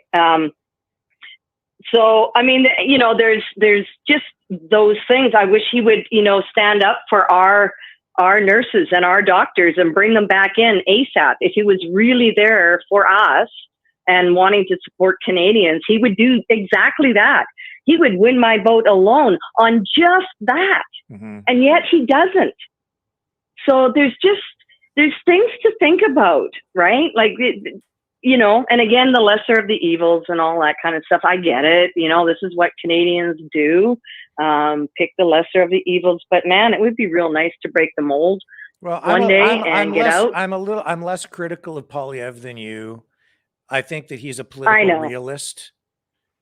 And in the position he's in, he needs to get people to support him. And I think he's realistic about the political landscape, the political environment, the way people think. And here's the other thing I think that people lose sight of. The solution to our political problems is not, in my view, it does not solely lie in creating some new party, or, you know, because it's our system, and no system should be, and a zero-sum game, an all or nothing proposition. It's like, if your party gets in, then you get to change it all, and then you fix it and it's fixed. That's not the solution. You know what the solution is? You have to win people's support through winning their minds and their hearts. You have to change the public attitude, make them aware of the issues that are out there, and get more public support on board for the issues. The solution, it doesn't matter what party you have or what you call your party. What matters is the policies. In the end, what the government does. Yeah, for sure. What people vote for. Yeah, I get what you're saying. But again, if he got in, does that mean that the support for the war is going to continue? That's disturbing. If that should have been, and should be, it could be an election issue, right? And people, if they want to hold the government's feet to the fire, then they should be out there protesting and letting them know, and writing letters to their members of parliament, and standing up against it to make them aware that we're not supporting it. And if you support the war, we're not going to vote for you. Right? Yeah. Well, that's all. That might be my next email to my MLA.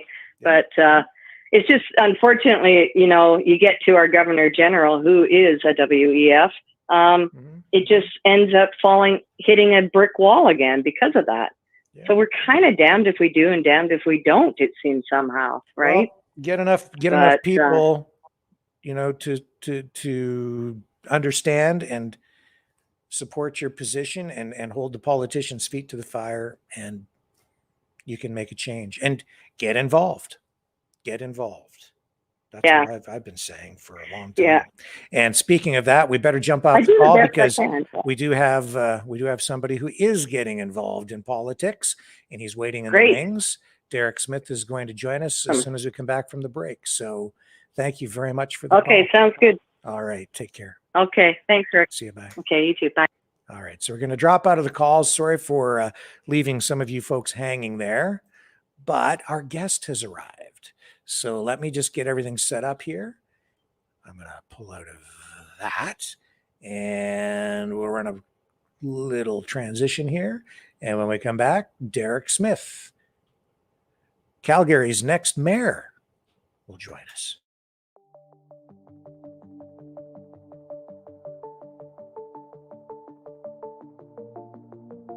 Greetings, brave Mavericks. Our quest for truth continues. We go beyond fake news. Together we expose propaganda. Together we pull others out of rabbit holes. We are maverick thinkers. We are all unique individuals. Defenders of individual rights and freedoms. Credible. Trusted. Grounded in reality. Maverick News. Defending free speech. Donate at freedomreporters.com. Do it now. Tomorrow it may be too late. Too late. Too late. Too late. Maverick News. The world is watching.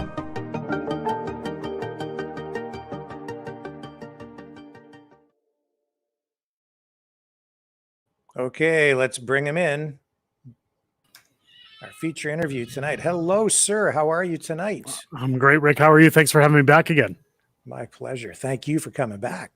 My pleasure. Exciting news. You're running for mayor. Well, you could call it that, I guess. Yeah, I'd been talking with some folks on council and like-minded individuals, and for a couple of months now, the idea of running for this position eventually, as like we've still got a couple of years to go until the next civic election, but there's talks about Alberta's recall policies and the possibility of our current mayor being recalled for some of the things she's doing on citizens' behalf. So I kind of wanted to throw my hat into the ring a little early and have time to prepare. So we've made the announcement as of Friday that I'm going to be running for mayor, I guess, in the next civic election. Yeah, it is early in the game, but yeah, if you're out there early, that's good, and it helps you because it's an uphill battle getting the public to be aware of your presence in the campaign, and absolutely. And as you say, like what are the issues here for you? What is it that inspired you to get involved? Look, for years I've been talking about the overspending of council, whether it's city council or when you talk about provincial or federal. The biggest problem, I've always been a libertarian when it comes to taxes, and I believe that taxes are theft at the end of the day. Now, taxes are necessary in order to pay for roads, to pay for programs, to pay for services. But the problem that I keep seeing is that there's a lot of ridiculous spending that goes on when it comes to art projects, when it comes to vanity projects for the cities and the provinces, for that matter, sometimes, especially federally. There's a lot of studies that are done that are unnecessary, that waste taxpayers' dollars. Every single year in Calgary, like clockwork, we seem to see about a 4 to 5% increase on our property taxes, which is not only bad for property owners in the city, it's bad for business owners, it's bad for renters because their landlords obviously increase their rents to the points where they're unaffordable. And while I've complained about those things for the last few years, my primary concern, and part of what shot me to declare my candidacy, is a new bill that Mayor Jyoti Gondek has put into place. She exercised an emergency bill back during lockdowns that was used for COVID to stop people from protesting in large numbers around City Hall. This was supposed to be a temporary measure, much like other temporary measures we've heard about. And she's now putting that into a full-time bylaw to say that anybody who protests against these drag time story hours or anything to do against the transgender community can now face fines of up to $10,000 or 6 months in jail. And any city-owned property, they'll have a 100-foot border to which people are not allowed to protest or speak their piece. And then recently has put out a letter stating that now in Alberta, or in Calgary, I should say, city-owned facilities like pools, gymnasiums, etc., anyone is free to use any dressing room they choose based on how they feel. And to me, that's a huge red flag for children, especially when no one is vetted. There's no criminal record checks. Any person feeling any way could just walk into a change room and watch anyone's children undress. We've heard of issues in Calgary already where somebody had claimed they were exposed by a man in a women's change room, and the police said they found no fault. But this is just the tip of the iceberg. I feel like they've kind of opened a Pandora's box, and I think the time's come for somebody to say and do something about it. And I'd rather use what popularity, celebrity, what I've built up over the last 8 months to put that on a positive spin and try to run for the city and give everybody a voice. So we're going to move ahead. Yeah. I mean, you've been building your social media following because of the books that you've written. It's put you sort of on the national stage in a way. So you do have quite a following. Is that translating into support for you at the local level in Calgary? Extremely. And I've been very surprised by the level of support that's come through since our Friday announcement. A number of businesses reaching out, asking how to contribute, how to donate, how to get involved. Now, unfortunately, we're not there yet. But I'm very happy to see the encouraged support from those businesses, from certain individuals that just want to get involved. I've spoken to some high ups, including Dr. Jordan Peterson when I met with him last month in Calgary. And he actually is what gave me the bump to move forward with this, where he said, you know, the best way to get involved is to get involved municipally, whether it be a school board or the mayoral seat or as a alderman or anywhere on those school trustees, simply because, you know, we're getting overwhelmed when it comes to government, when it comes to these agendas that are being pushed forward onto people, whether it be from the WEF, whether it be from Chinese interference. If bright-minded individuals and people are at the bottom of the pyramid, then if they have any form of power, they can start fighting back against these policies and start working towards benefiting the people of their cities, the people of their ridings, and so on and so forth. And hopefully it moves outwards to where we get to provincial, where we get to federal. I'm so glad to hear you saying that, because people don't realize how much influence, how much power, how much impact municipal government has on their day-to-day life. In many respects, it's more impactful on people than even provincial or federal government, because they're dealing with your garbage pickup, your the streets and the potholes, all of the things that you sort of deal with day to day. And when federal and provincial governments come up with policies, a lot of this stuff filters right down to the municipalities. They sort of download those responsibilities to municipalities. So it's up to you at the municipal level to implement them. What are your thoughts on that? Well, the biggest problem in Calgary is right on that nose mark, is that back in the Ralph Klein days, they had a deal go through with energy companies to take off the caps. So now people in Calgary, the average citizen is seeing, I'd say, a utility bill. If you were to do your electric, your gas, your city utilities, everything in one bill, people are seeing an average bill of $500, $600, $700 a month on average for all of their service, just to turn their lights on, run their water, and heat their homes. Last year, there was an article that outraged me in the city saying that people were wearing winter jackets and ski pants in their homes because they couldn't afford to turn up their thermostats. That's a huge problem. When you talk about essential services during the lockdowns, how is heating your home not an essential service?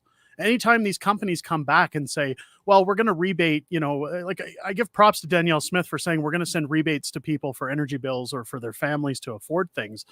But when these companies come back and say, well, we're going to rebate a couple $100 in a few months and give you some money back, you're not giving us money back. You're giving back the money you were told to because you're charging us too much.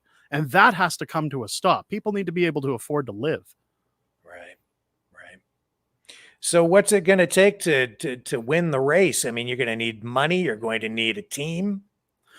Yeah, I've already started the process of building that team. I've been in touch with some well-known former MPs, as well as some people that are still in political realm. And I don't really want to drop any names right now because we're still at the early stages of planning.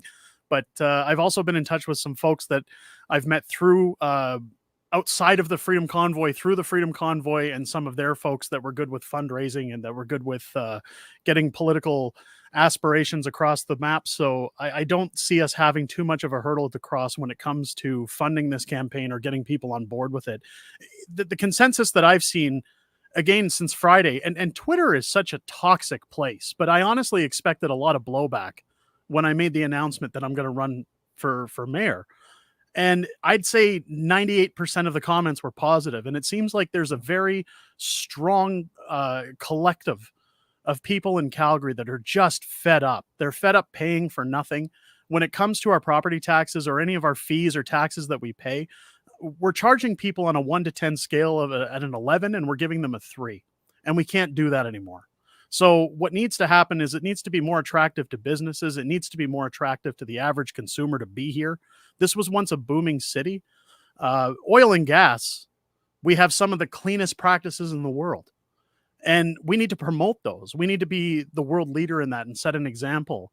And we need to make it attractive for those businesses to come back, because somebody had asked me about the vacancy rate in Calgary and said, are you in agreement to put in affordable housing? I said, if the housing is necessary, yes, put in the affordable housing. But in terms of downtown, get people working again, get the businesses back here. We've been shutting out businesses for the last 5 years, and it's just not feasible if you want a city to succeed.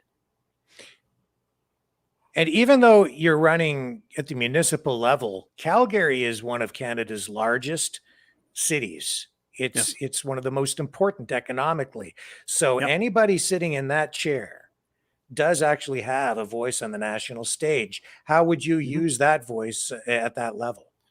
For one, I want to promote freedom of expression. I want to be, I'm so sick of this woke nonsense when it comes to politics.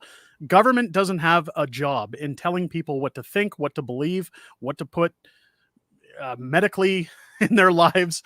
They don't. Our position and our job as public servants is to do what's best for the people in terms of their services, their roadways, their way of life.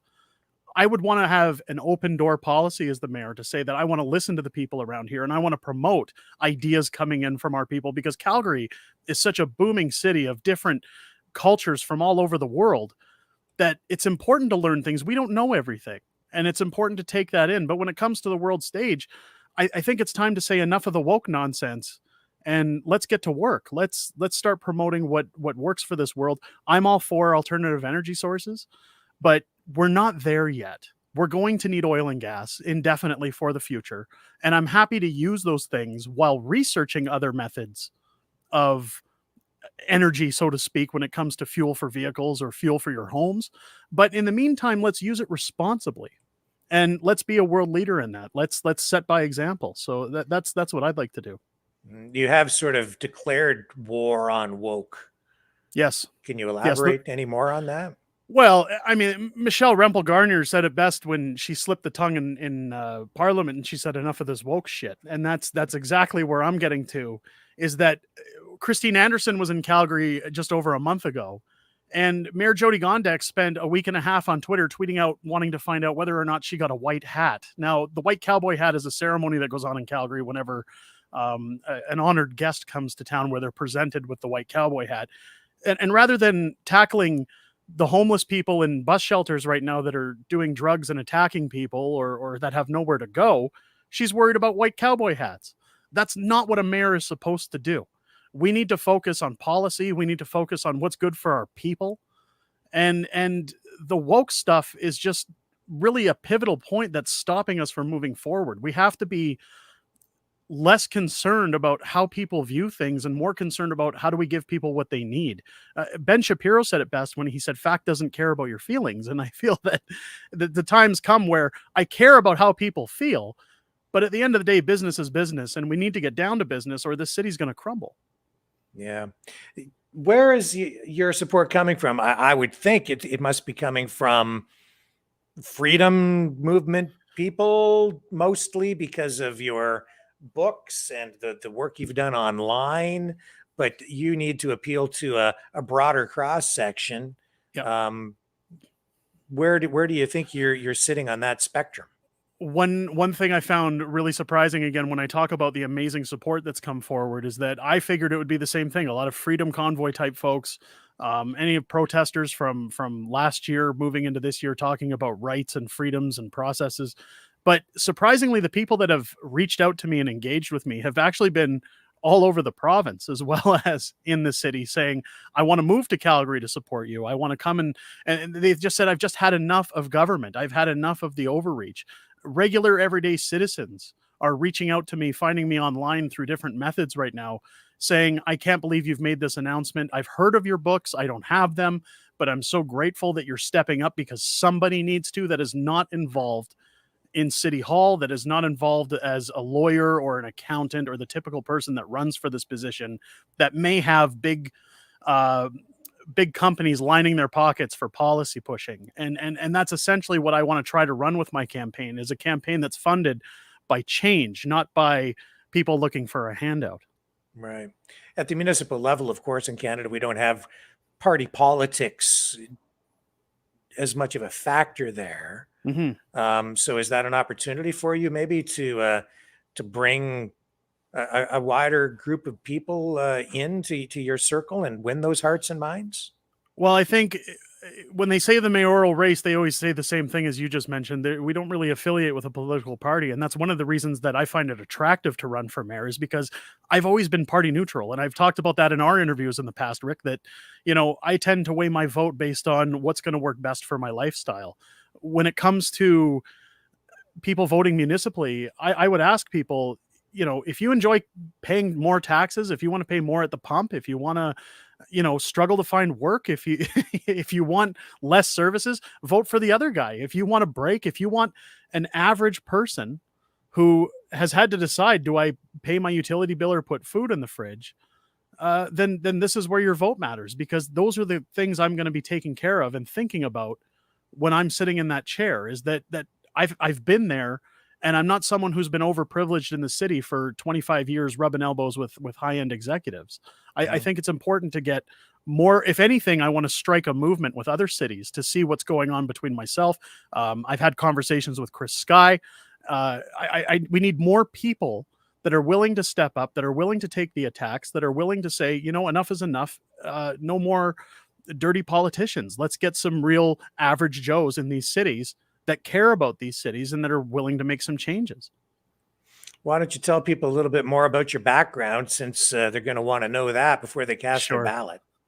Well, in terms of education, I have a degree in business and marketing, which, if you can tell by my books, I understand branding, and I understand business in terms of helping to run a corporation. And aside from that, when it comes to qualifications to run a city, I find that it all comes down to the team that you build and the minds that you're willing to listen to. And like I said, I am willing to listen to people from all different aspects of the political spectrum, so long as their argument is making sense. I think one transition that comes from business school that I was always told is that there's no decision you can ever make that's going to please everybody, and the person who tries to is a fool. But at the same time, I was always told that the best salesman was the best listener. And I think it transitions well into the mayoral position that, like I said, with an open door policy, I'm not always going to be right. And I'm willing to admit that. I think taking a consensus from people, the people who are paying my salary, the people who are paying for the services of the city, it's important to listen to what they have to say and put forward the best uses of their money that we can for the city. If there's things that council wants to do that we can't afford, we find a way to afford it without taxing the people, or we put it on the shelf and say, maybe next year.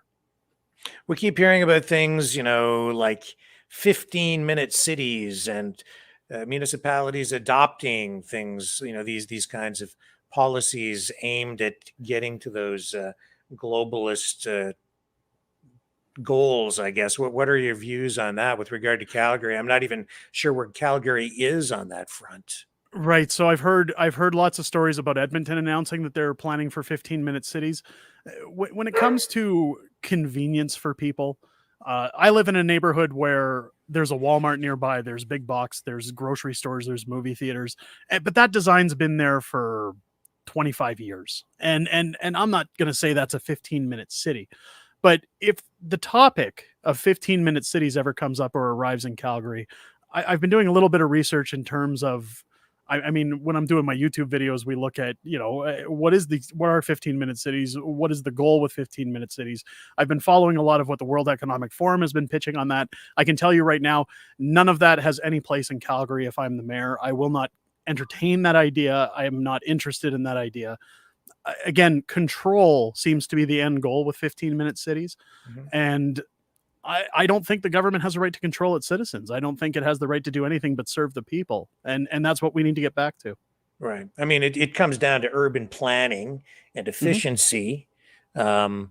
But yeah, I mean, at the core of all that, there has to be a balance. Yeah. What else would you like to add tonight, Derek? Is there anything you think I might be missing? Well, I understand that a lot of my views when it comes to the trans community are going to be met with a lot of hostility. And I understand that people are going to think that I don't understand what it means to have those feelings or to have to go through those feelings. I've said multiple times that I'm very supportive of gay rights. I have family members within the community that are married, and I've attended their weddings, and I'm very grateful for what they have. In fact, they just adopted a child, and I approve of those things too. I think when it comes down to taste and appropriation, certain events need to be for 18 plus, whether they're straight, whether they're part of the gay community, whether they're trans. appropriation for children. I think kids need to be kids. It's the one thing that's really bumped me into this race now as a concerned citizen as well as a candidate. And I think that's the main focus that people need to realize at the end of the day, is that I'm not here to attack anybody. I'm here to keep the kids safe. And I look forward to representing my city and hopefully taking that position. That's awesome. Well, I wish you all the luck in the world. And thank you so much. I think it's so refreshing to see people stepping forward to get involved. It's very positive. There's been, Derek, I think you're inspiring really in what you're doing, because I hope so. So many people are so discouraged and they feel like there's no hope. And I've been saying for a long time, just get involved. You can make a difference. And, we have somebody even here locally in my town who got elected to council. She's already making a difference. You can make a difference. And I salute you. And that's the one thing that it's funny you say that, because a lot of people say, like, when my councilman approached me and said, would you be interested? Again, they did that solely based on people knowing who I am based on my books. And I said, I'm flattered. And one thing I'm grateful for is those books have now given me a platform to use my voice. But I'm still the same guy I was 2 years ago, 3 years ago, 5 years ago. I'm grateful that, again, I've been given this opportunity based on what I've done over the last year. But my point is that citizens with good intentions, with good policy, with good thoughts behind them, can make huge changes when they're not fueled by corporation. And I think we need more of that. And I hope it does inspire people to step up. Do I think I'm going to win this seat? I honestly don't know at this point. The outpouring of support has shown me that maybe we stand a chance. But at the end of the day, even if I were to lose this, if it ignites a spark in people to say, maybe we should step up and make a change, please, that's all I want out of this. And I'll be happy just to see that. Awesome. Derek Smith, thank you so much for joining us on the program tonight. And we'll have you back, because there's absolutely a lot of time between now and election day. And well, we'll have to I revisit. spend a lot of time here, Rick. You're going to have to start charging me rent, but I'm happy to come back anytime. Thank you. Thank Derek you for Smith, having everybody. me. Take care. All right. And there you have it, folks. Derek Smith running for mayor of Calgary. And that's awesome. We'll take a brief break and we'll come back and we'll go back to the phones, because I know that you guys have been deprived. We haven't gone to the phones in the last couple of days. So we'll make up for some lost time right after this. Don't go away.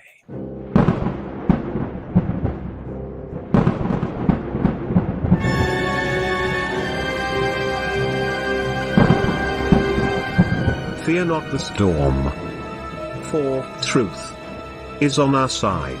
Maverick News. The world is watching.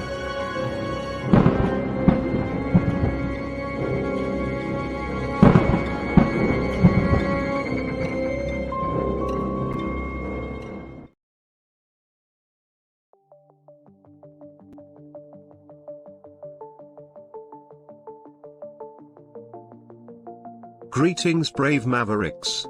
Our quest for truth continues. We go beyond fake news. Together we expose propaganda. Together we pull others out of rabbit holes. We are maverick thinkers. We are all unique individuals. Defenders of individual rights and freedoms. Credible. Trusted. Grounded in reality. Maverick News. Maverick News. Defending free speech. Free speech. Donate at freedomreporters.com. Do it now. Tomorrow may be too late. Maverick News. The world is watching.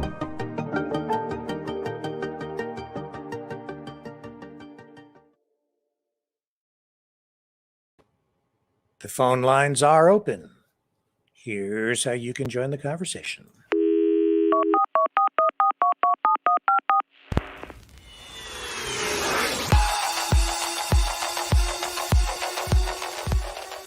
Join the conversation. Call 1-833-975-3733. That's 1-833-975-FREE.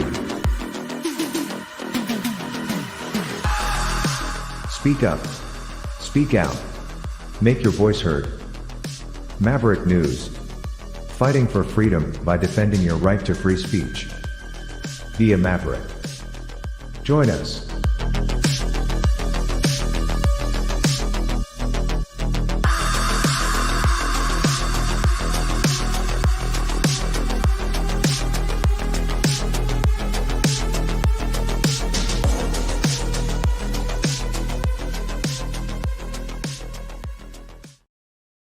Okay, folks, time to go back to the phones, and here we go. Who do we have with us tonight? Oh, hi, Rick. It's Steve calling. Hey, how's it going? Not too bad. You caught me off guard there. I was just talking to your answering service there, and so when it beeped, I wasn't sure if I was actually on, but I guess I am. Here we are. Remember a while back we were talking about electric cars? Oh, actually, before we get to that, I wanted to compliment you on your new commercial, or what do you call those?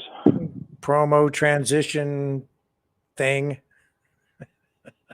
Yes, I like this one. I was getting kind of tired of the other ones, and so it's a nice reprieve. I'm going to make a bunch of new ones. Takes me a little time, though. We're a little busy around here, but I'll get to it. Thank you. Yeah, I imagine it takes quite a bit of time. And not to say anything bad about the others, it's a nice change, that's all. And the music with this one better.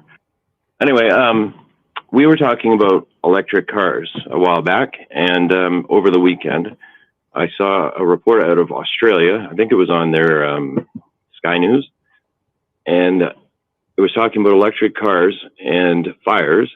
And in Queensland, they get on average one domestic call a week for a electric vehicle that has caught fire at someone's home. Wow. Yeah, I knew there was a lot, but that caught me off guard. And I don't know. I just think electric cars are premature, and I can't say enough bad about them. I could go on at length, and I'm sure you could. Yeah. But I just wanted to give you the heads up on that. And I've been looking into some stuff around this Chinese thing, and I think it is far bigger than we have any idea about. And obviously it's not just here in Canada. And I don't know what started it in my mind, but I had noticed some parallels between Biden and Trudeau, and that sent me off down a rabbit hole.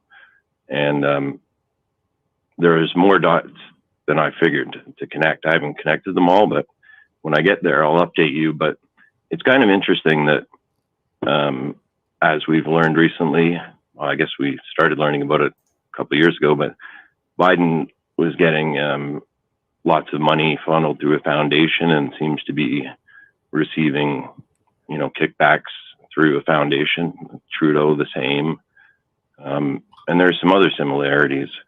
And anyway, it kind of led me to Australia. There's some similarities down there in Australia as well, and a couple other countries. But I just think that China might be a bigger threat for the globe than we have any idea. And anyway, I'll update you when I get further along and have actual points to refer to. And interesting you kind of say that, though. It's people talk about the left and the right and communists and conservatives, and and Russia is so much different than the United States. No, you know what? It's amazing at how similar countries are, how similar the systems are, how similar governments are, even if they're labeled this or that. It is truly amazing. And there is no pure capitalist system. There is no pure communist system out there today. Everything is sort of a hybrid. And then all of our countries are interconnected.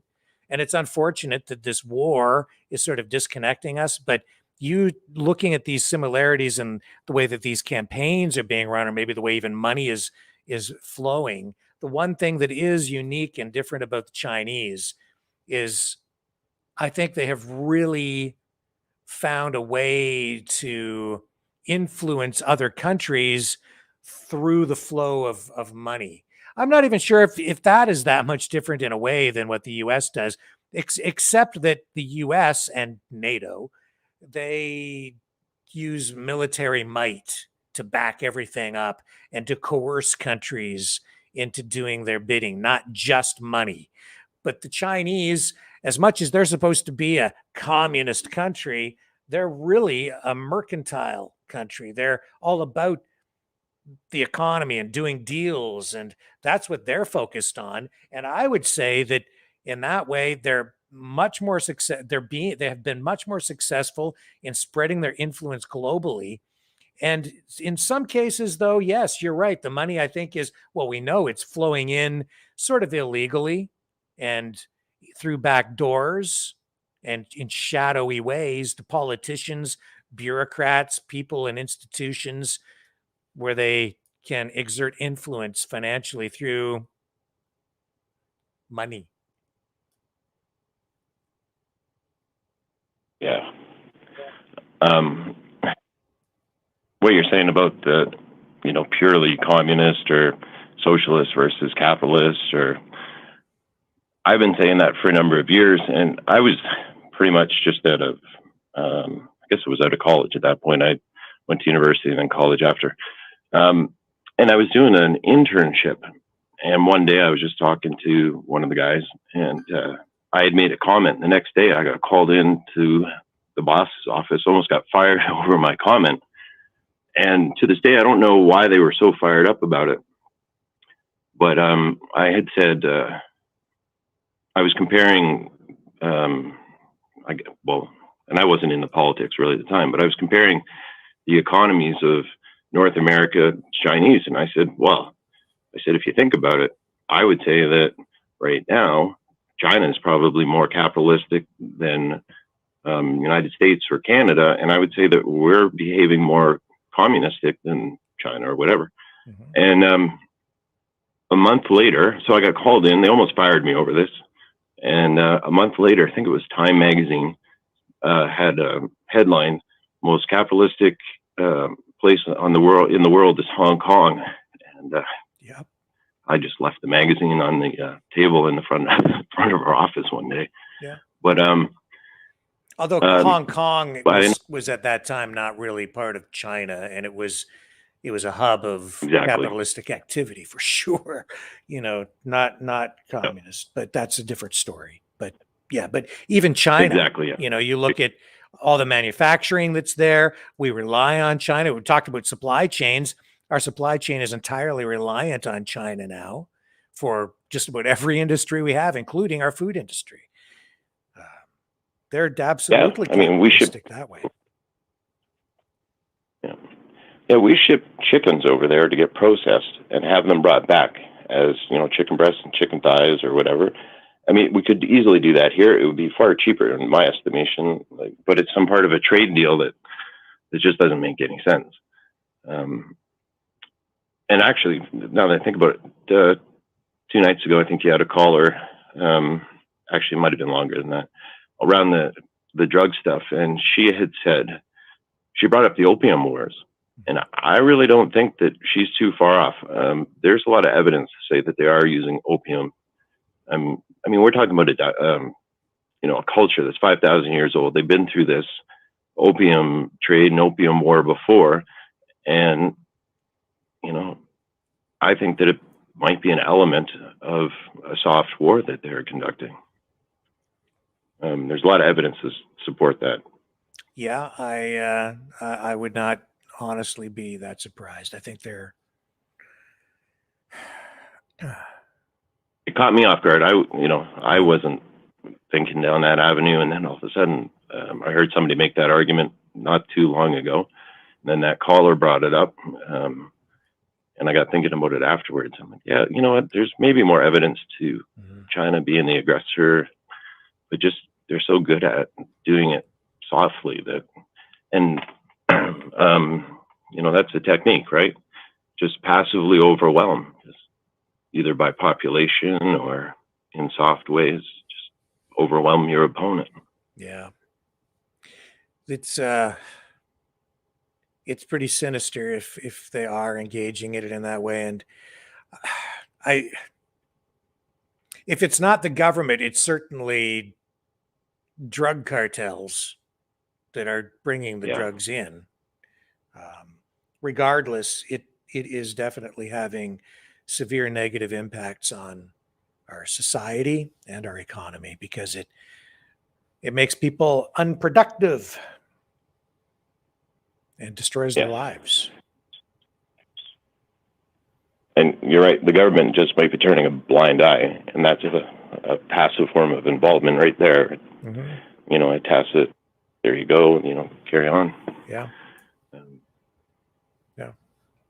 Well, you know, it's, I had a friend who wanted to get into the business of selling lifts for, like, garage lifts for cars. Right. So he was looking at different possible products that he could retail and sell. So he started to look at suppliers and ended up taking a trip to China. And he went through the factory where they manufacture lifts in China. And it was a huge facility. And while he was taking the tour, the guy giving the tour, he turned to him and he said, "This place is so big, you could supply the entire world with lifts for cars."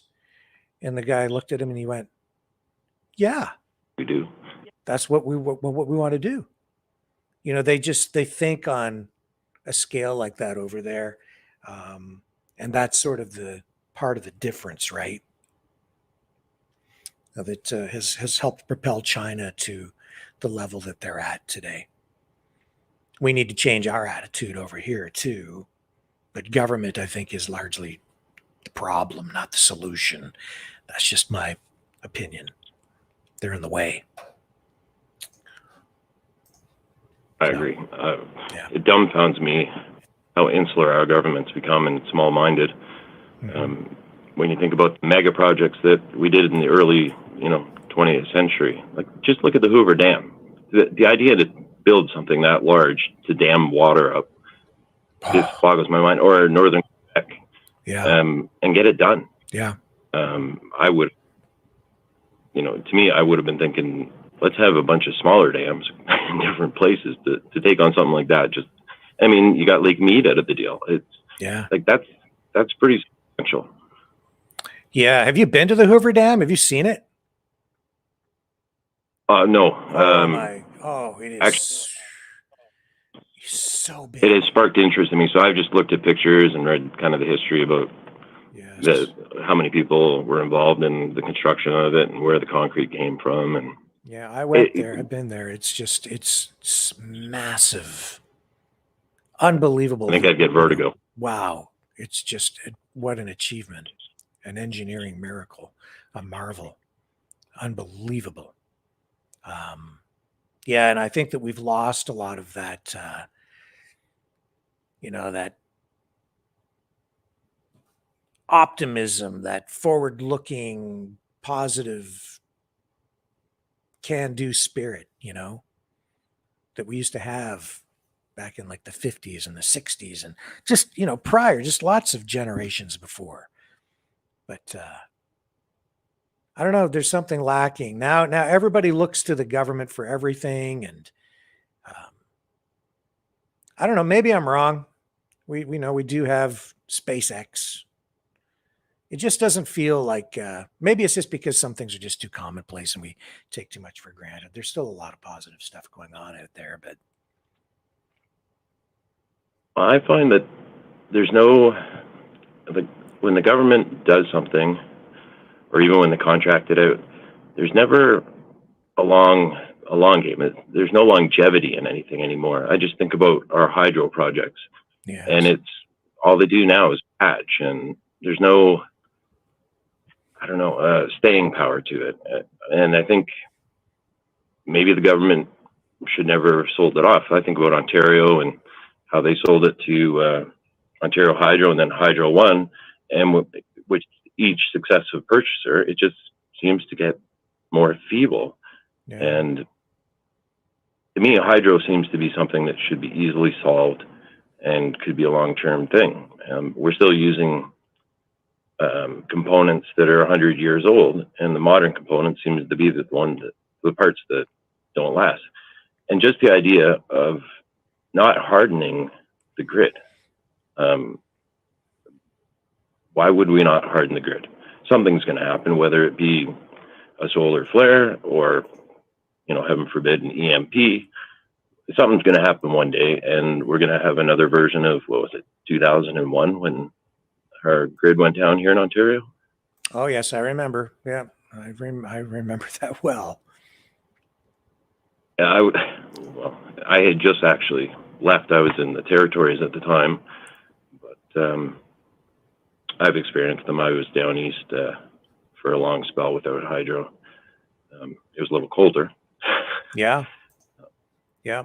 Well, that blackout lasted. How long did that go on? A week? The 1 year in Ontario, Yes. I think it went on over like 12 days, I think. Yeah, something like that. My family's up in the area, so I think they told me they were without power for about 12 days. Yeah, it was somewhere in that range. I remember it. I can't remember the exact number of days, but I was still working in television, and I covered that every day. And that was different, man. That was an extended blackout. And it just showed the vulnerability of the power grid. It showed how people were vulnerable, right? Because people had their food spoiling in the refrigerators. We all got through it. It wasn't a complete disaster in that way, but it was certainly a challenge, and there were lessons learned. Yeah, thank goodness water doesn't work off hydro. Yeah. Well, I guess it does. Well, in some it does, but they had backup generators to keep the water flowing and stuff like that. So depending on where you were, but for the most part, we got through it, and neighbors helped neighbors, and people came together. It didn't turn into the zombie apocalypse, fortunately. Yeah. Yeah. So in the end, it's interesting though that sorry. No, you go ahead.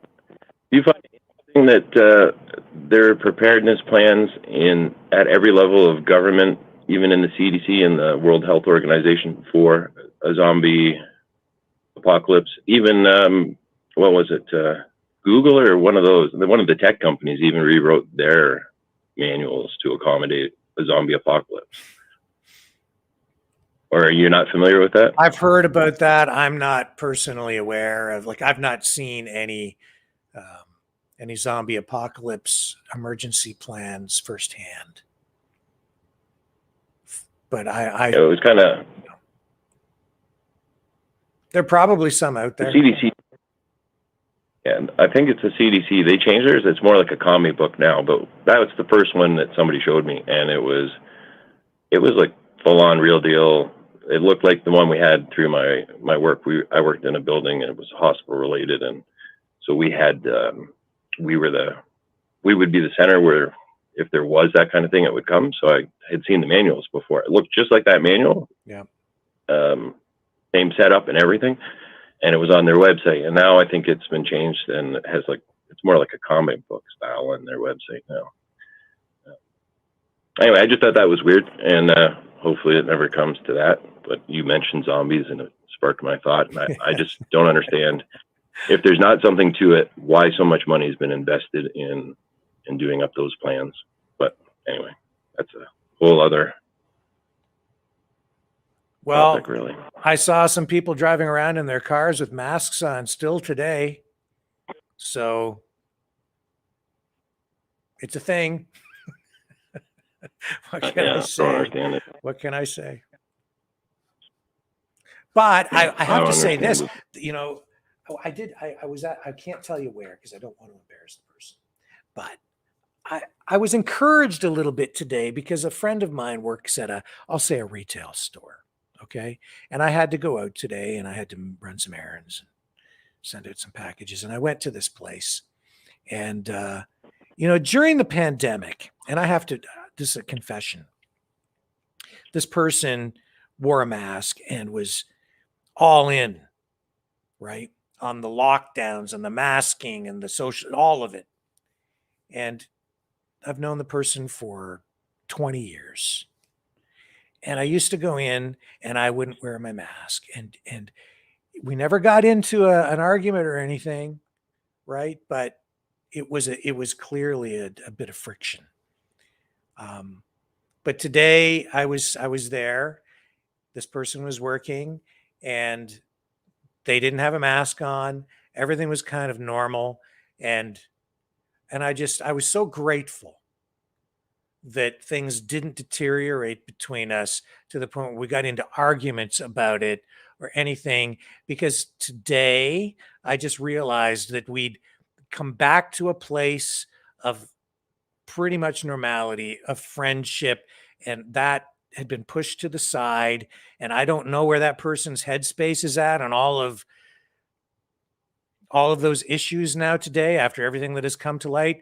I don't discuss it. We don't need to. We're just back to the way it was. And I was just really grateful. And I hope we never get back to that place again where I used to go in and here's my confession.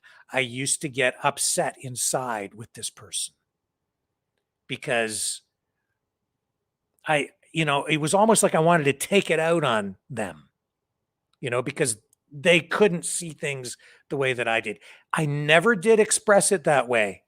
And I'm so grateful today that I sort of didn't. I just let the information flow and time progress. And we've gotten back to a place where we don't need to, right? We sort of respected each other's space and headspace and just went on with things day to day back then. And I'm grateful for that. And I'm extremely grateful that, at least for now, no more masks. The issue's not there in front of us. Those feelings are all gone. We don't need to have them anymore. And you see what I'm saying? I do. You're making me think of some of the relationships I have. Yeah. So I can kind of relate, but. Yeah, I hope that makes sense to people. Because so many people out there that, it's just everybody was so divided and have been for so long. And I'm just, we just have to come back together so we can live together. And it was just the polarization of everything, man. We just got to get over it, move on. Get to a better place somehow. That's where I'm at. Right. I've heard you say it a couple of times that it feels like we're getting back to a normality and for me, for whatever reason, I don't feel it yet. Things feel different. Everything feels different to me. It is. I don't know if we'll ever I don't know if our generation now, if we will ever get back to a place of normality because of what we just went through. And it was so traumatic. And I think especially, what I'm seeing on the freedom side is we're still in a bubble and we're being fed information into our bubble all the time. And the information we're getting is still keeping us jacked up in like a fight or flight sort of position where we sort of should be, but don't need to be. We need to try to make things better. Like Derek Smith is running for mayor, and he's trying to make a difference, and things are not the way they were.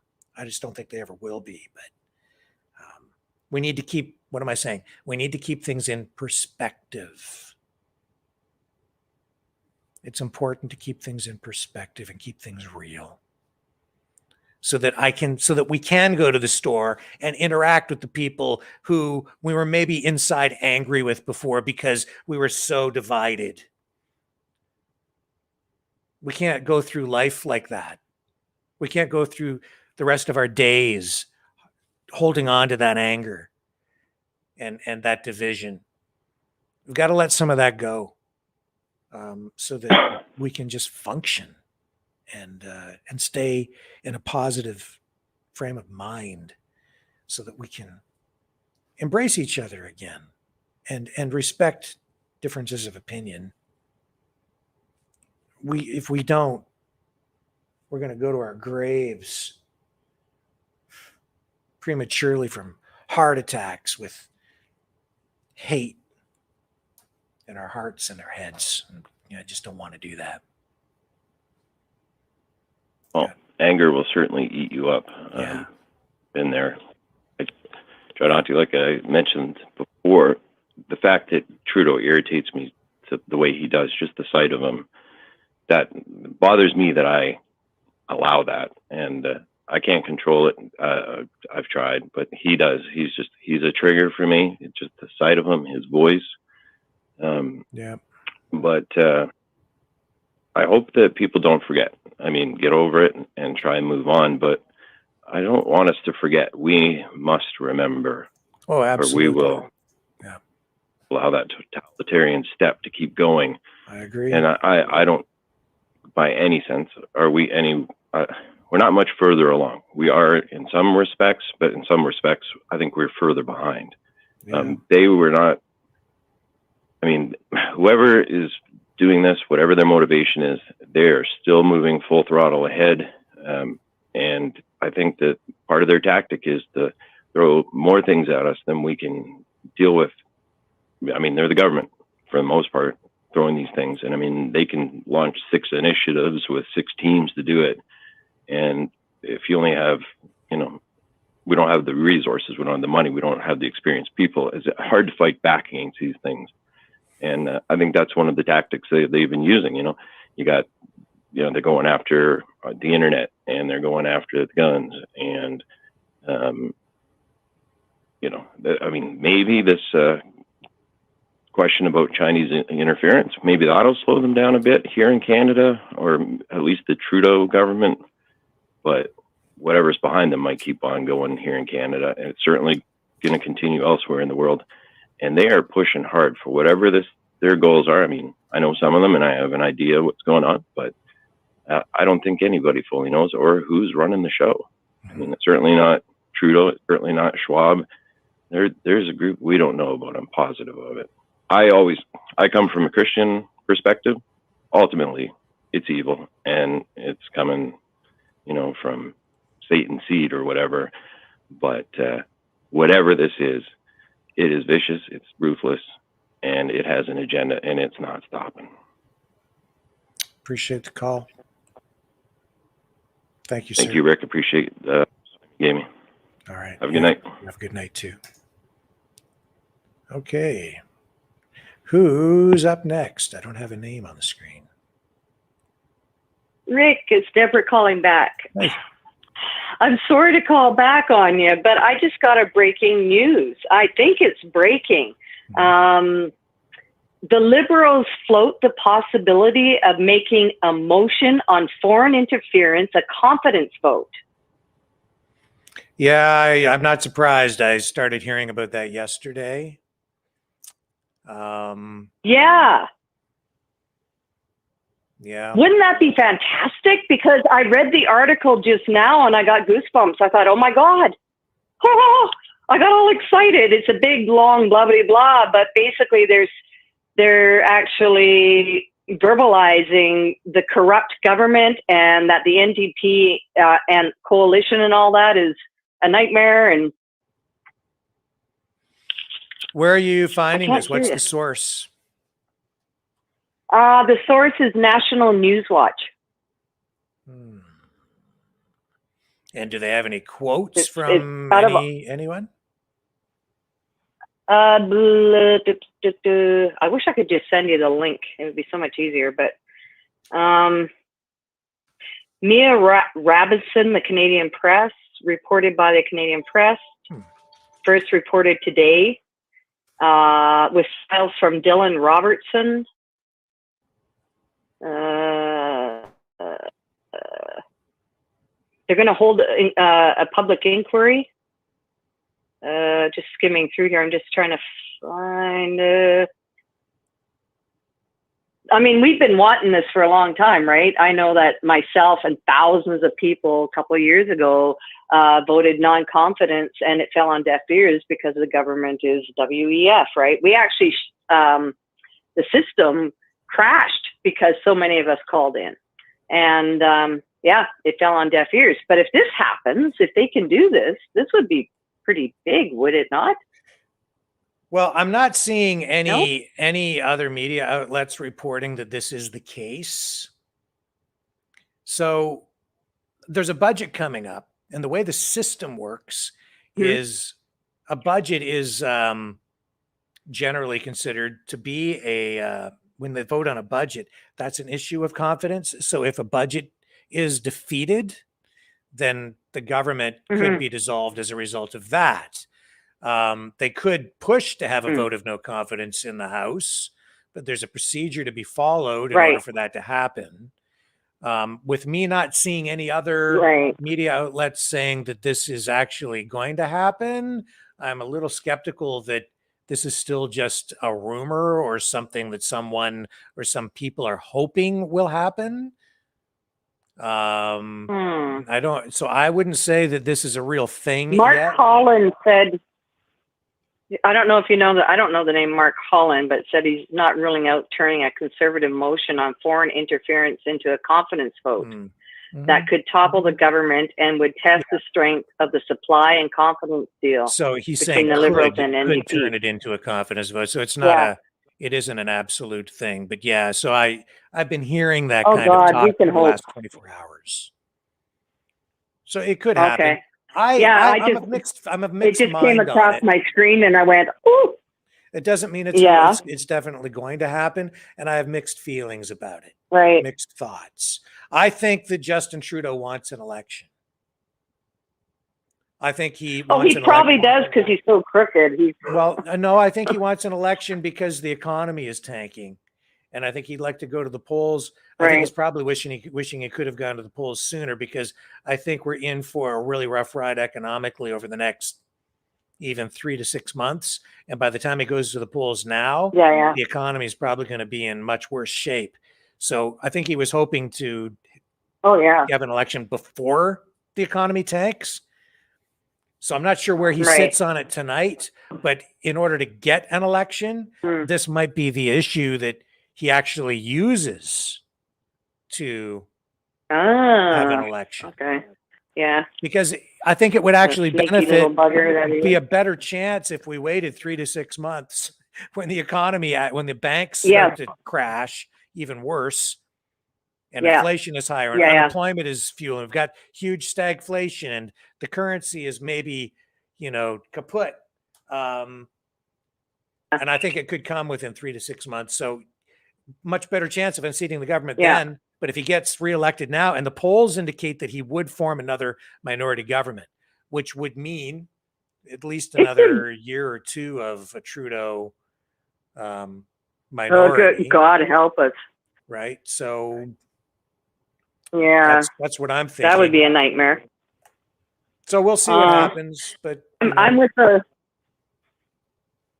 last caller. Trudeau evokes exactly the same thing inside me.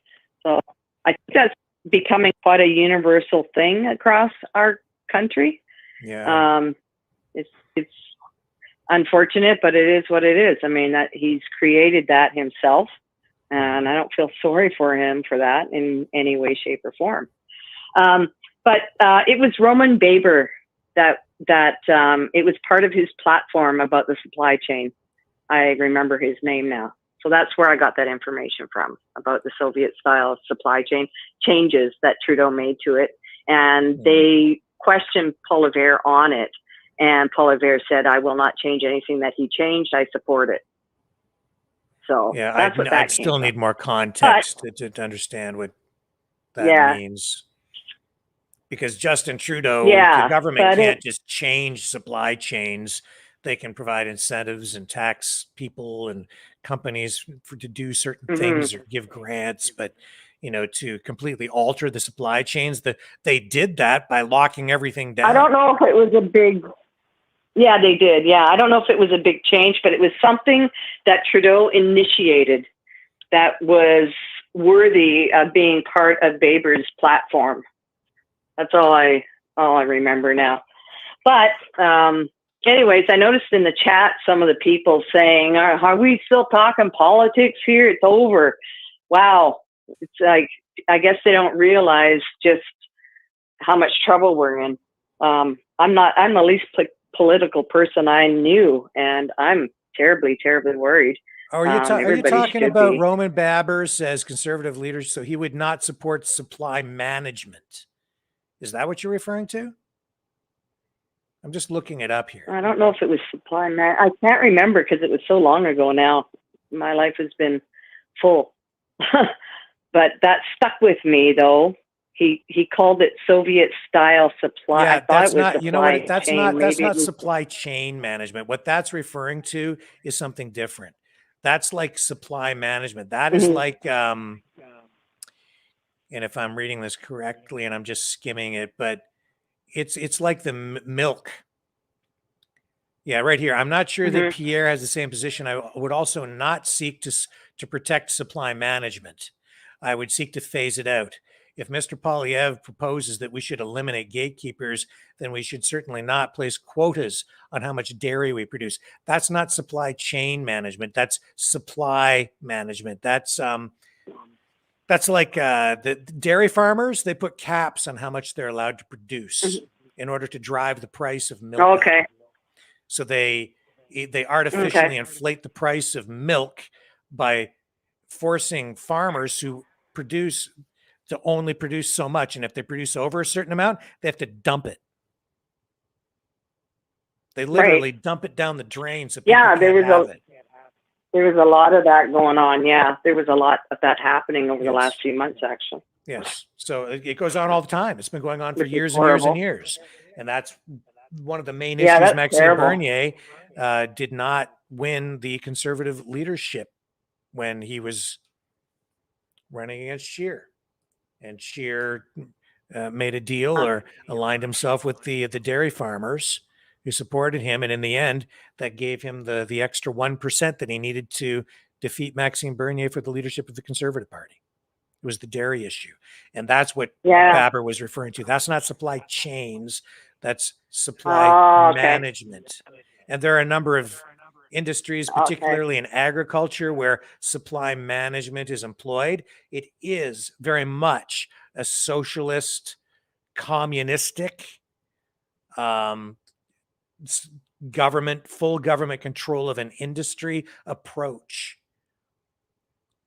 Right. They limit competition. They limit entry into the industry. And if you want to be a dairy farmer, you have to have permits, and you can only produce so much. They control the industry, and they tell farmers that's good for them. Because I would love to see that go. It keeps the price high. So when you go to the supermarket, you pay more for milk than you would if they just let the marketplace operate freely. It's not a free market. It's completely government controlled. Yes. And see, that should change. Thank you for clearing that up. Thank you. Because that was really bothering me. And it was so long ago, I couldn't remember it all, but I just remember it really bothered me. And then with hearing about them dumping all this milk lately and stuff, it's tragic. It's like, that shouldn't be happening. And Poilievre said he wouldn't change that. And that bothered me. So, And speaking of Scheer, actually recently in the House, he actually flat out said that Trudeau's corrupt, quote unquote. I thought that was funny. Well, they have parliamentary privilege in there. They can say those sorts of things and not get sued. Just don't say right. Isn't that lovely? Wouldn't you like to be able to have that kind of privilege? Wouldn't that be great to be free again, Rick? Well, Even in a free Oh, God help society, us there are all. But limits. there, You need to be careful what you say about other people.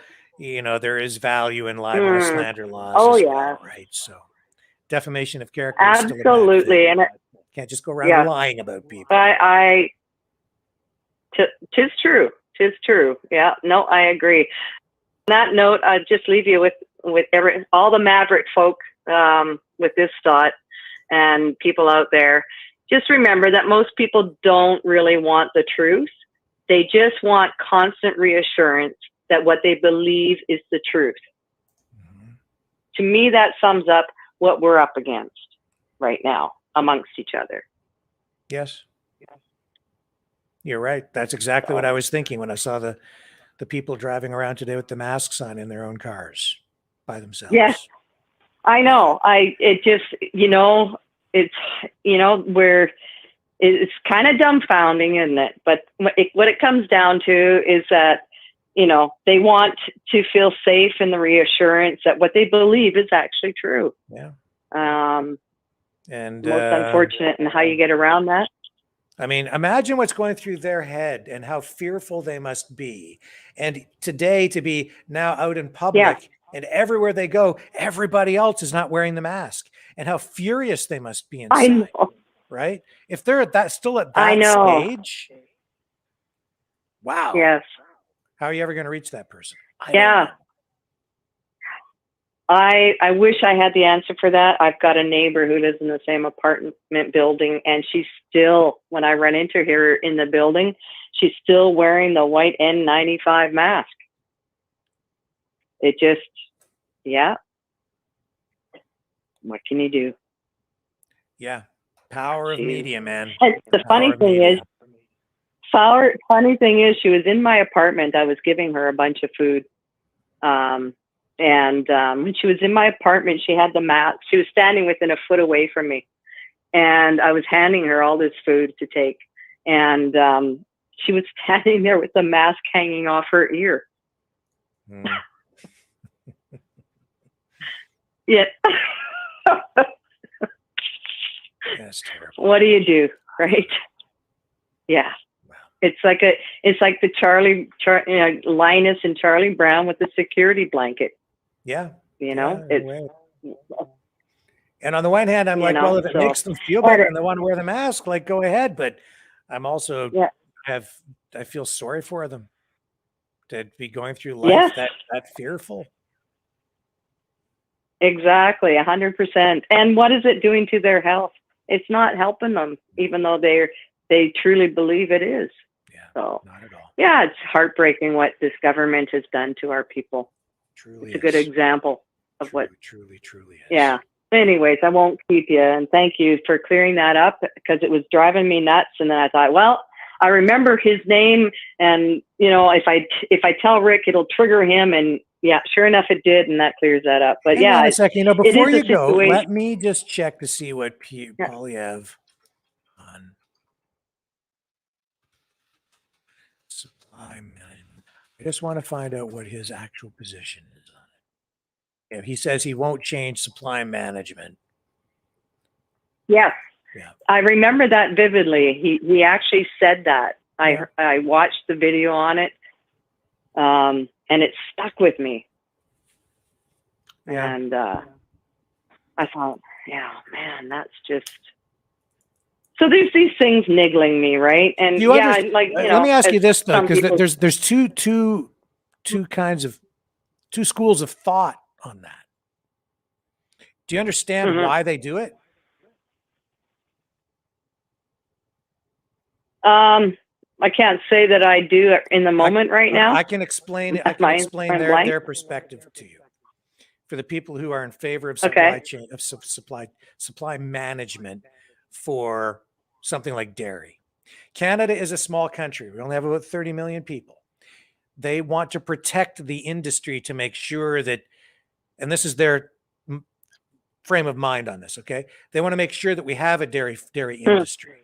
So they protect it from the US, which is, over 10 times the size of Canada with over 300 million people. So what they do is they put tariffs that make it impractical for the US Oh, to yeah. import milk. And then they say to the Canadian farmers, what we're going to do is we're going to help you by capping production. You guys can be incredibly productive, but we're only going to allow so many people to work in the dairy industry. And those of you who are producing can only produce so much. And that will make sure that we set the price based on the amount of supply that's there. We restrict supply to drive the price up in the marketplace.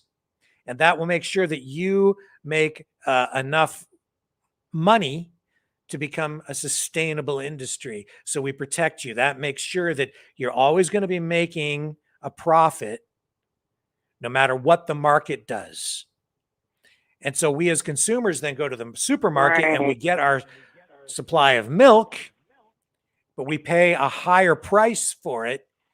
And that higher price is the price we pay for stability in the industry and to make sure that Canada has a dairy industry.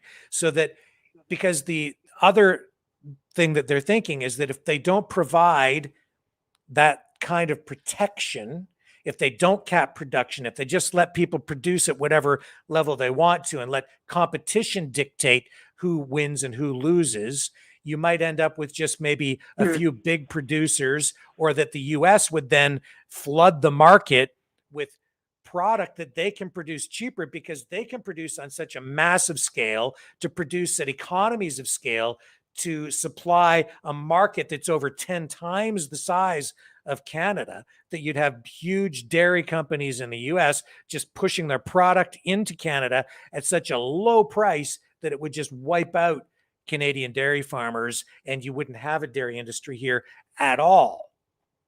So that's their thinking on it, right? I don't fully agree with it, but I don't either. I do believe I that, mean, I can, there can be some checks and balances in place. I think that they need to get to more of a hybrid system. And I think you can still have a dairy industry, and consumers should be enjoying lower prices for their food and for their milk products, their dairy products. I think we can be there. I think that we can be more efficient. And I think that if they, you see, because if they opened up the market, Canadian producers could also supply to the US. And then a whole new dynamic would unfold. And then we could be an exporter of milk products to the US, and they could be importing to Canada, depending on how that's most efficient, right? Depending on which state exports to which provinces and so forth. And the market would work itself out. And you could still have regulations in place to ensure safety and quality and so on. But there's probably a better way to do it, but this is the system we've had for decades. for sure. Agriculture is very, very tricky that way. The problem with agriculture for farmers especially is because they're dealing with commodities and international commodity prices. And other countries, for the most part, almost all other countries get some sort of government intervention in their industry. There are subsidies, grants, all kinds of different programs, crop insurance programs to make sure that their farmers are supported. So if Canada doesn't have similar kinds of programs or other checks or other things to make sure that they're supported, then they're at a disadvantage. So it's almost incumbent upon government to provide these kinds of supports with government intervention so that Canadians can compete at an economy of scale and with some advantages that way, so that they're on an equal footing with producers in other countries. It becomes very complicated.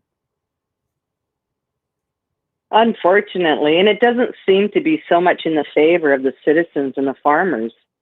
I mean, that's how my brain is breaking it down anyway. Well, if you talk to a lot of the farmers who understand this stuff, a lot of them would argue that they want these marketing boards and these supply management mechanisms in place because they do feel it protects them. I'm not so sure that it protects consumers, but the farmers feel that it provides protection for them. And if you're one of the lucky ones who has the permit and the quota, then you're making good money as a dairy farmer.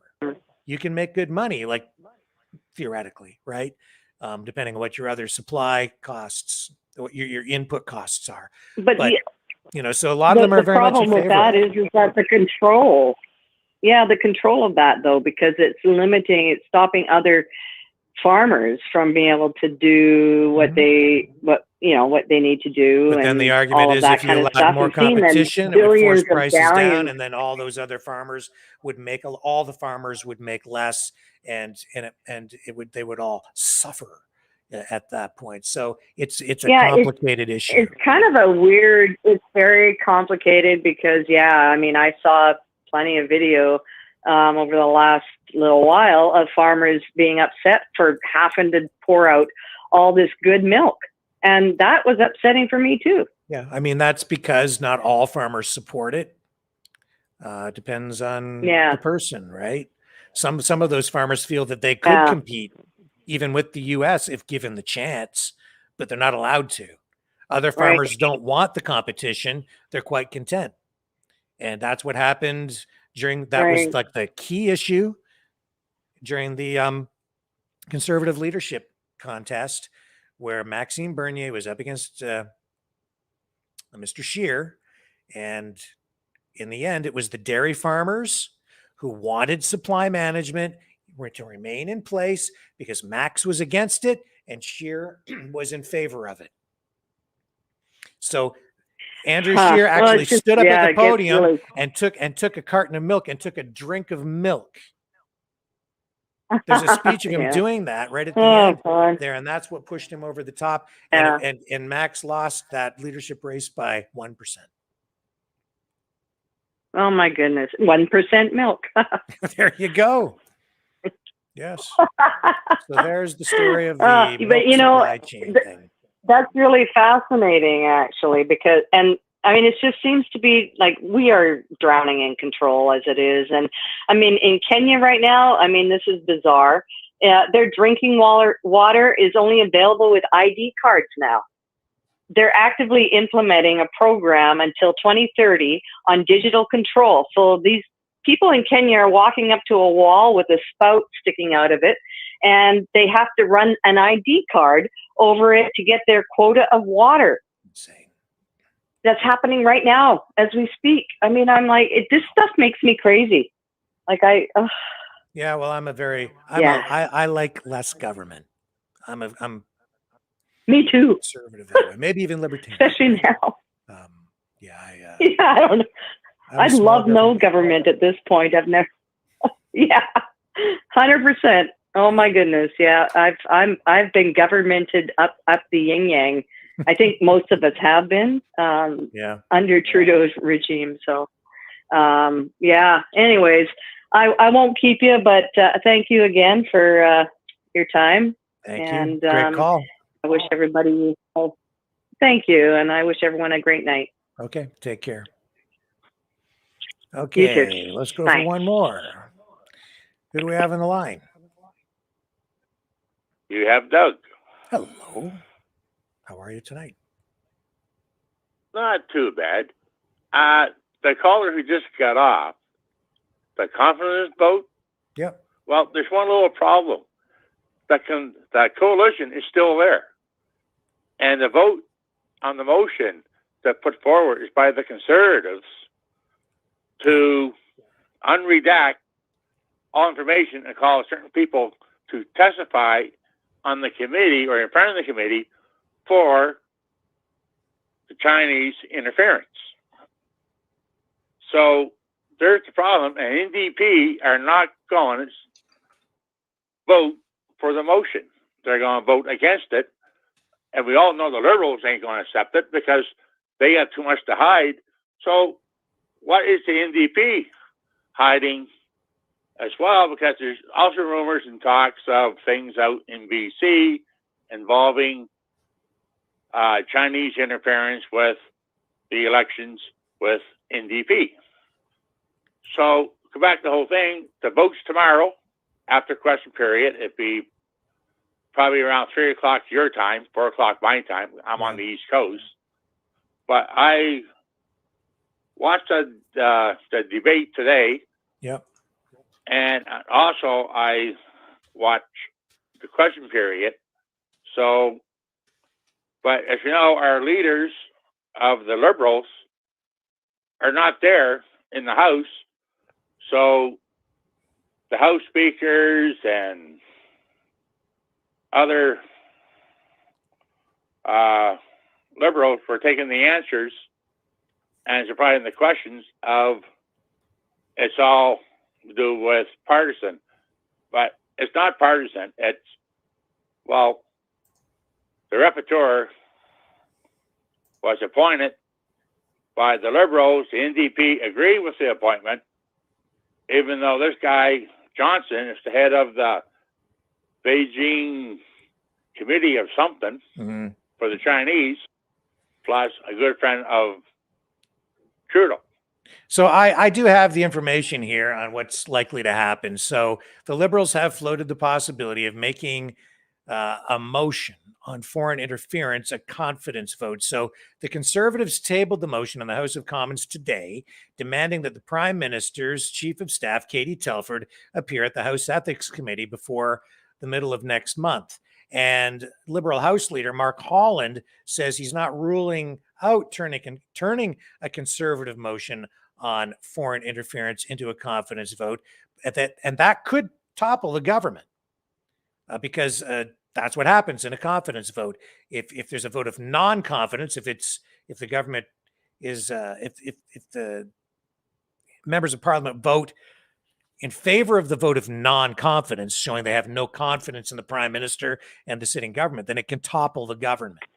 So this will test the strength of the resilience, I guess, of that coalition between the NDP and the Liberals. So the Conservatives tabled the motion in the House of Commons today. They demanded that Katie Telford appear before that House Ethics Committee, and we've been hearing repeated calls for that. They want her, along with more than a dozen other witnesses, to answer questions about allegations that the Chinese government interfered in Canada's last two federal elections, right?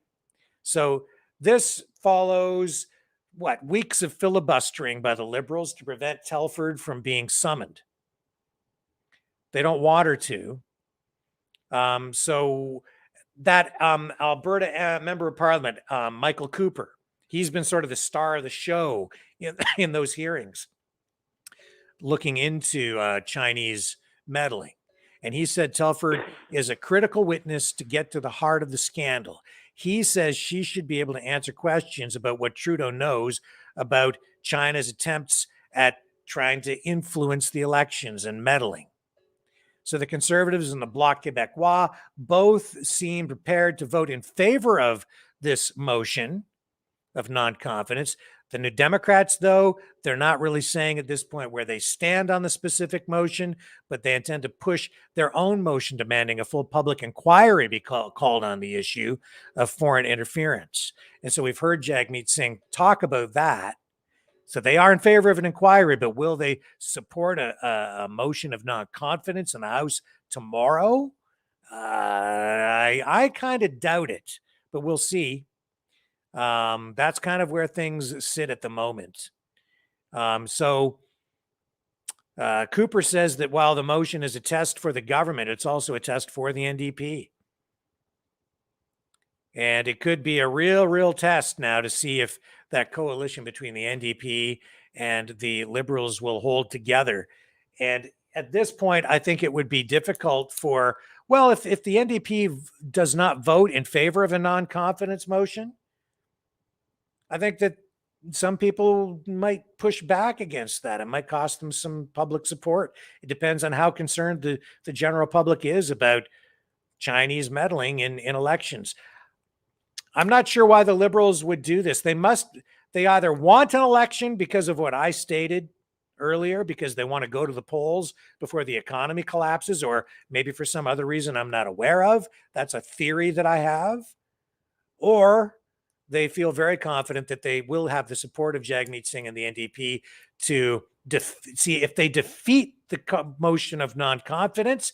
It bolsters Trudeau's position and backstops him It really gives him an opportunity to entrench his position, prevent his chief of staff Telford from testifying. It slows the whole process down and gives him more power to prevent further inquiry. I think if the vote of non-confidence is defeated and he stays in power, doesn't have to call an election, I think it also means that it diminishes the possibility of an actual inquiry taking place.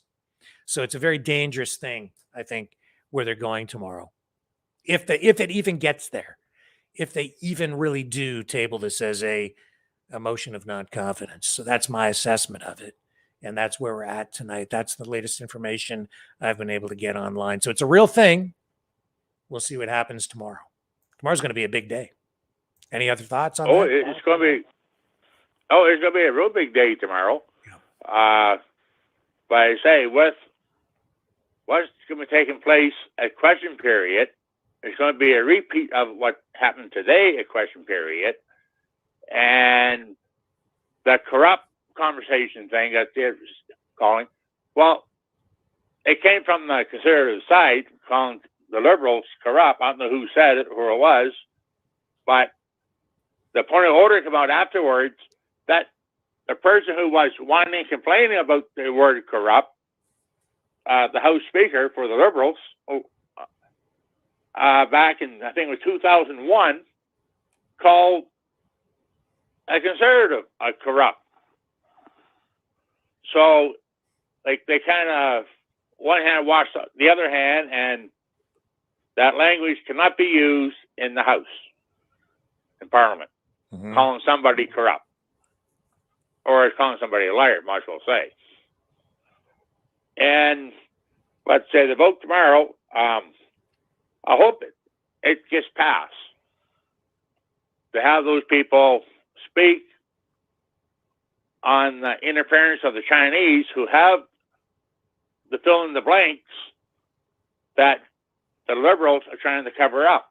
Yeah. But in the debates today over the motion, the NDP were saying, well, we have no really evidence of any interference.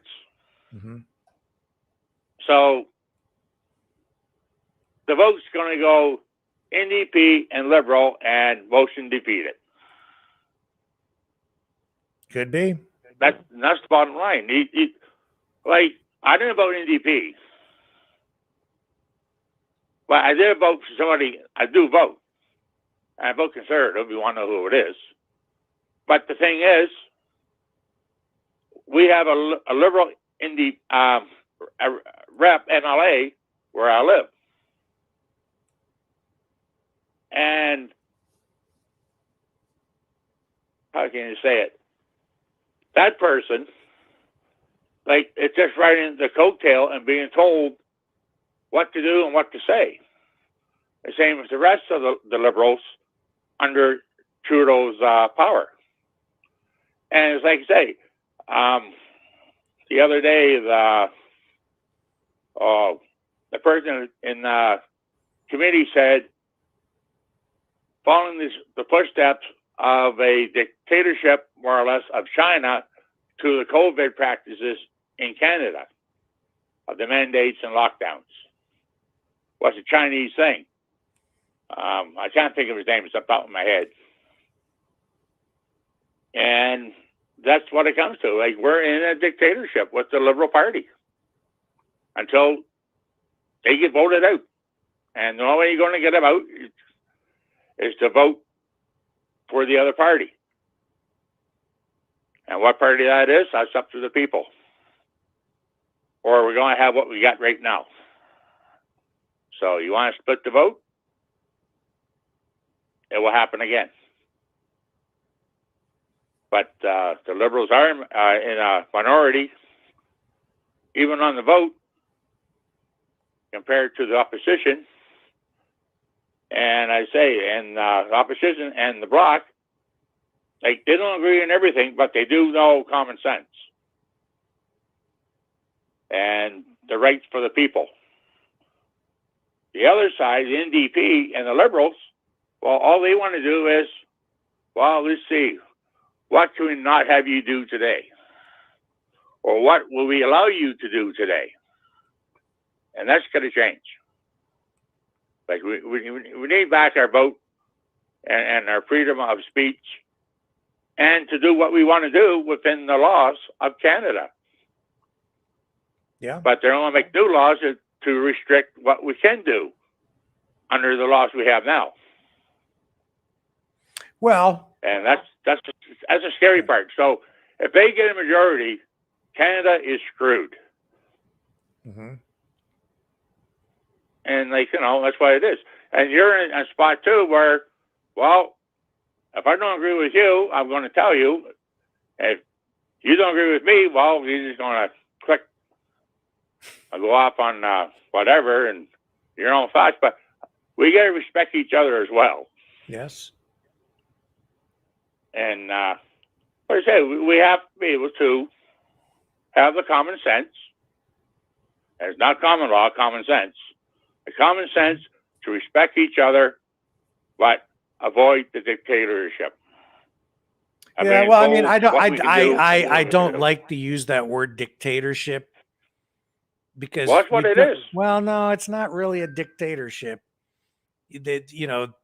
Unfortunately, we have a government that is doing things that I don't like, and I can tell you don't like it, but some people did vote for it. They voted for this. I don't think it's quite a dictatorship. We just have a government that's in power and they're doing things we don't like. We need to get them out. And it's also not quite a dictatorship because Trudeau has to cater to the NDP. That's part of the problem too, because the NDP is even further left than the Liberals.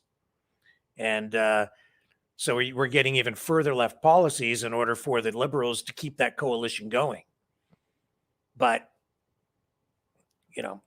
the fortunate thing is you and I still do have a voice here. You're able to still call in, and I can say something like Justin Trudeau is the worst prime minister in Canadian history, and I don't quite get thrown in jail, although some people seem to get their bank accounts frozen these days. So we've got a big problem on that front, but at least we still have elections, and there's a glimmer of hope that we can make a difference and get somebody else in there. And that opportunity looks like it could be coming up. Do you think that we might get a conservative government or something else out of this? Well, if we get something else, that's bad. So we'll leave it at that. I'm sorry, if we get something else, that's bad, did you say? Yeah. Oh, I see. If you don't have a conservative government, then what you get is going to be bad.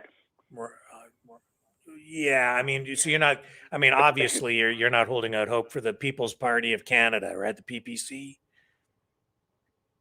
Huh? Yeah. Okay. I'm blue.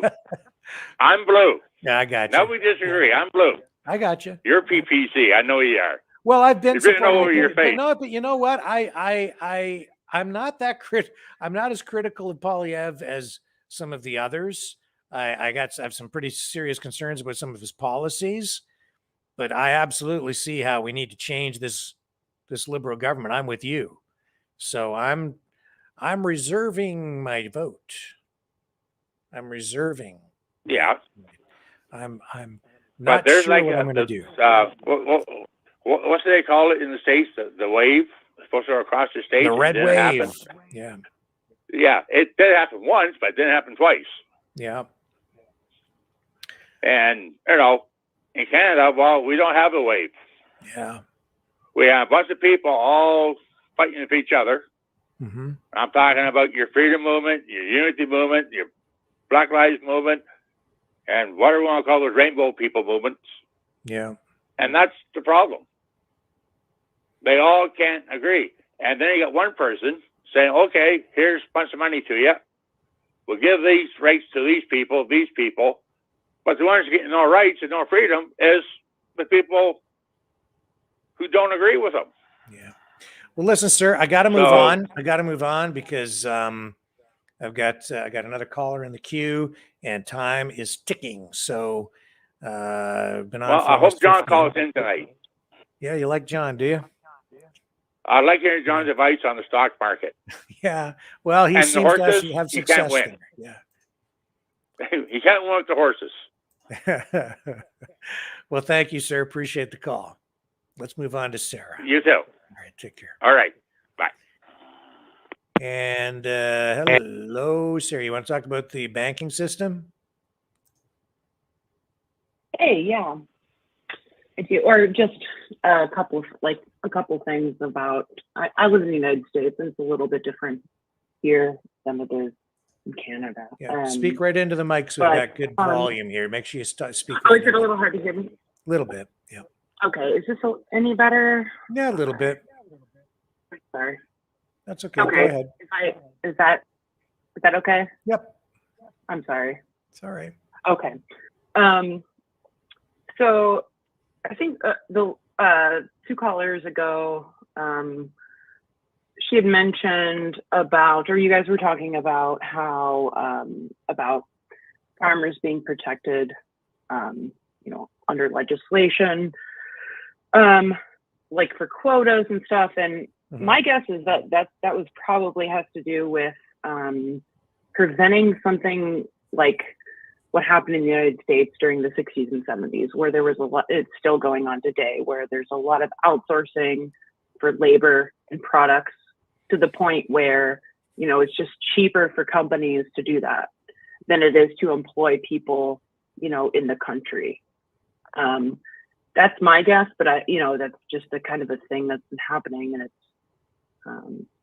it hurt, like it makes knickknacks and stuff a lot cheaper, but it's not good for jobs. If that makes sense from what not so much as it relates to agriculture and supply management policies, but right, it's a little different. Yeah, that makes sense. Yeah. It simply restricts supply to drive the price up to ensure that the farmers or the producers make a sustainable wage. That's the theory. Right. Yeah. Which I think is good, because I think that farmers are important and they should be able to make money and, have a good living and be happy and enough money to be happy. Yeah, the alternative would be open up the market, but on the other side, you could argue that if they had access to the U.S. market, then they could expand their operation and potentially make even more by supplying product into a market 10 times the size of Canada. All they have to do is ramp up production and become efficient, and they already are, and provide a good product. And could they compete? If they had access to the market, maybe they could. So two schools of thought. You can pick your side, I guess. Yeah, definitely. Yeah. I mean, it's, with even economists don't always know, what the hell is going on. No, they don't. In fact, I've come to the conclusion that, I think economics is to a degree a science, because it really does follow the laws of nature. But economists, most of them, are not economists at all. They're just political pundits, and they tend to pick a political side, and then they make their arguments to support whatever political beliefs they have. And those political beliefs obviously involve economic policies. Absolutely. Yeah. There's also the SVB, bank collapse. Yep. And you've seen It's a Wonderful Life, right? I have. One of my favorite movies of all time. Frank Capra with Jimmy Stewart. Yeah. Mm-hmm. Yep. It's a good movie. That's right. And there's a run on the bank. That was the first. Yeah. That was what introduced me to the whole reality of a possible run on a bank, was that movie when I was a kid. I remember saying to my brother, who's a lot older than me, what's going on? What's that? And then he had to explain it to me. I was just like knee high, right? Yeah. Good thing I learned it about it back then. Yeah, so it's funny because when I was younger, we would have that. My grandma would put it on every year when we go and visit her, and I finally like watched. Well, like I don't know, like 10 years ago, I was like, holy shit, this is actually a good movie, and it's really interesting because it is about like things that are kind of going on now. Like, so for example, and it's kind of a tie back to,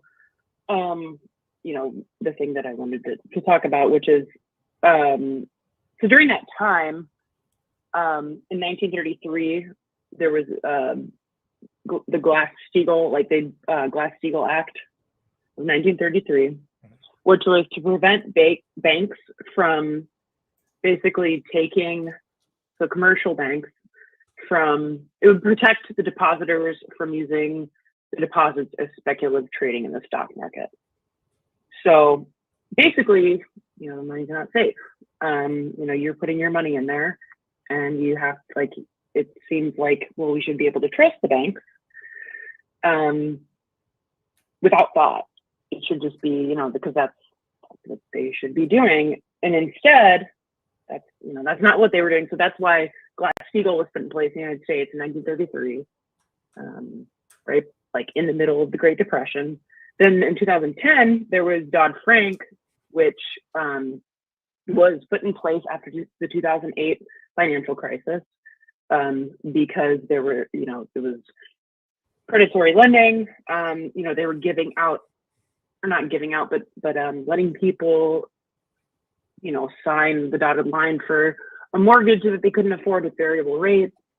And to me, that's kind of that's predatory to the banks. So in my view, the government should be the one stepping in to make sure that banks aren't being greedy.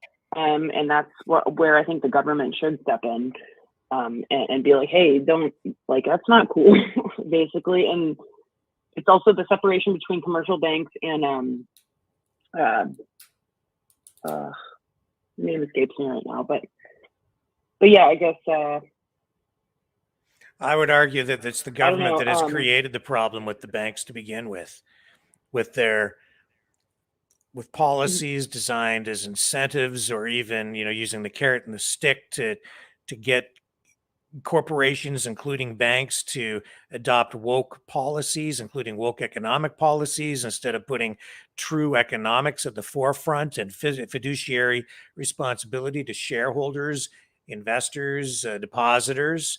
They put woke politics front and center, especially at SVB, where they took on a lot of debt involving woke environmental green companies that were focused on developing new technology for the green economy, which was highly risky.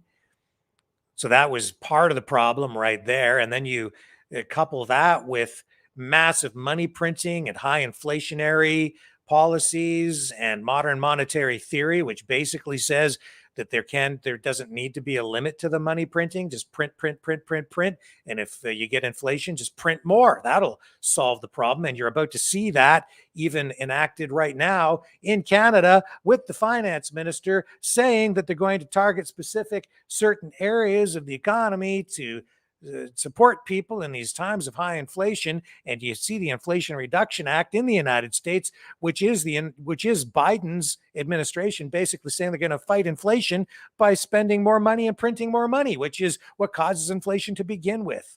And now they're going to bail out the banks, which is another big part of the problem, because they're sending a negative, the wrong message to the banks, which is you can act in a very irresponsible way, and no matter what happens, we're still going to protect the depositors, and in the end sort of bail you out. Even though they're saying it's not a bailout, it is a bailout, and they're saying taxpayers aren't going to pay for it, but taxpayers are going to pay for it. They're just kind of naming it something different, and it's all just a big shell game, and eventually it will all come crashing down. And I think we're beginning to witness that right now.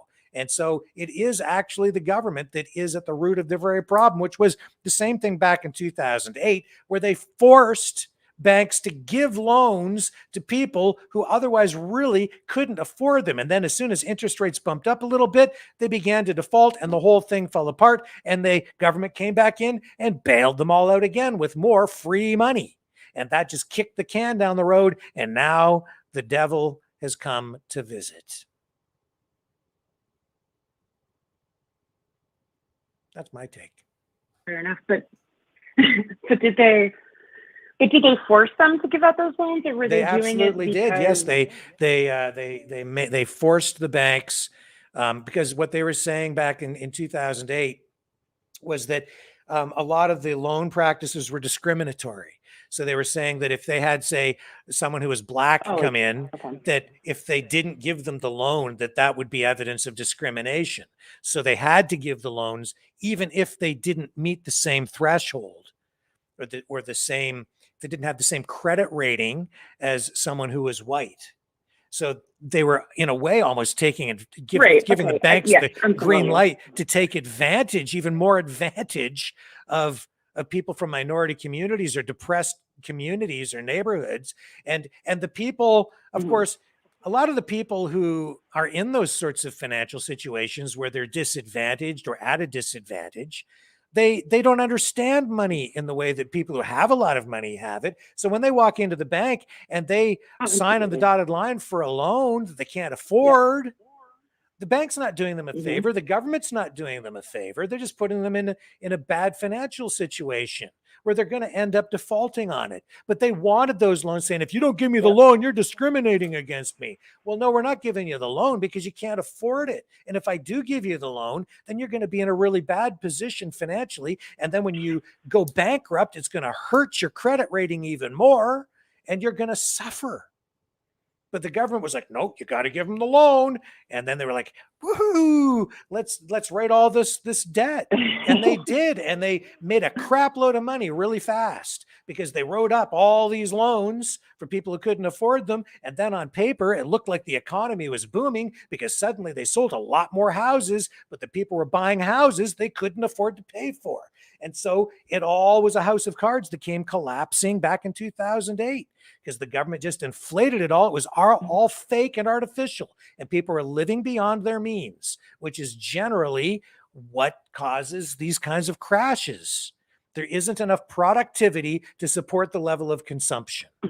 That's basic economics. I mean, I studied economics. This is just the basics. I've got a background in economics. I understand it. It's not that complicated. You can only keep racking it up on the credit card so long, and eventually the piper comes home and he wants to get paid, right? That's what was going on in 2008. They just solved it by printing more money. Then what that is it just injects more money into the economy. It creates this false sense of growth, but it really spreads the price out across the economy, forces everyone to basically pay. It's a form of taxation because it reduces the value of the money that you have, and they can redistribute the wealth. So they just inject more money into the system where they see that it's needed at that moment. But then you and I end up paying for it because the value of the money we've been saving in the bank for our retirement drops by 10, 20, 30, maybe even 40%, whatever it is at the time, right? So that's what we're going through right now with this inflation. You go through 5, 10%, 7% inflation annually, year over year. Within 3 or 4 years, you've lost 20% of your spending value. And if you've got it sitting in the bank, that's a tax on you. They've taken money, they printed it, they gave it out to their friends. But there's so much more money now. Everything you've saved for is worth 20% less. So, I mean, all this, let's give everybody a $15 an hour minimum wage. What a load of crap. They gave everybody $15 an hour minimum wage, but then they inflated the crap out of the economy. So the $15 doesn't mean squat anyway. Now you're just paying, like I went for lunch the other day at a restaurant, that freaking fast food restaurant. It cost me like almost $19. Like I was like, just a few years ago, it was like $5. I'm still living in the 80s. And it's like in my head, I'm in the, like, well, I'll give you $5.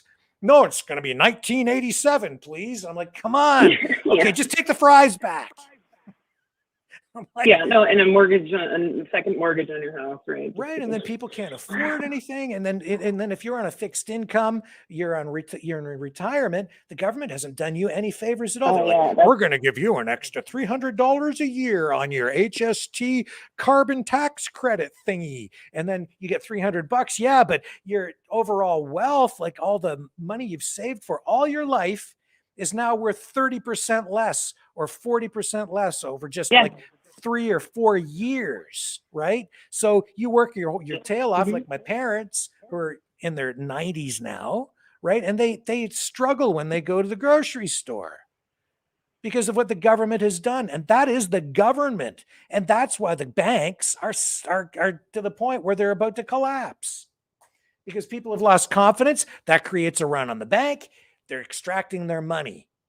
And they've got more debt out that they've written, which is another form of currency creation that people are not aware of. When a bank writes debt, when they take on loans like that, that's like fake money. They don't really have the money to back it up at the bank. They don't have enough in reserve. But they've got all these people out there with loans, with money that practically doesn't even really exist. It's all on paper. And so when people come to get their money out of the bank, they don't really have it.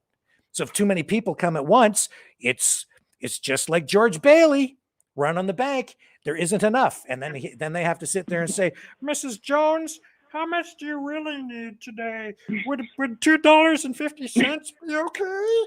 Would that get you by till Tuesday? Just don't go to Harvey's because it's 1957 for a hamburger and fries now. Just have to get the kids' meal with no drink.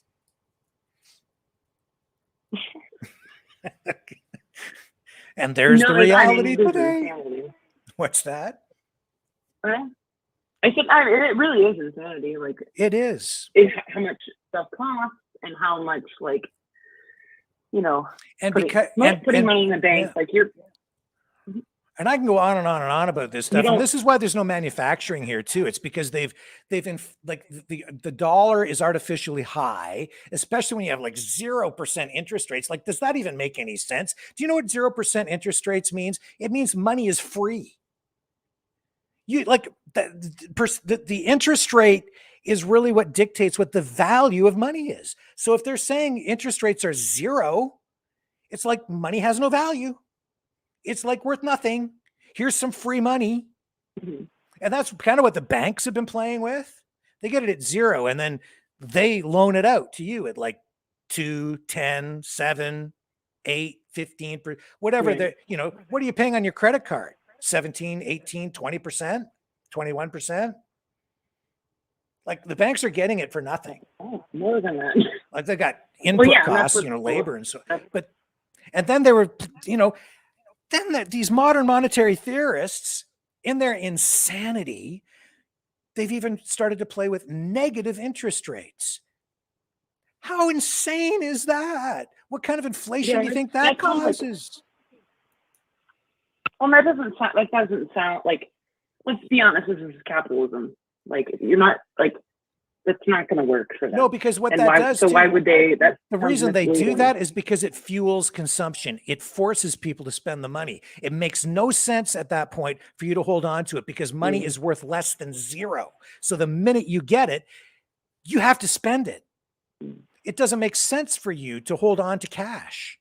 You have to put that into something else, something tangible that holds its value.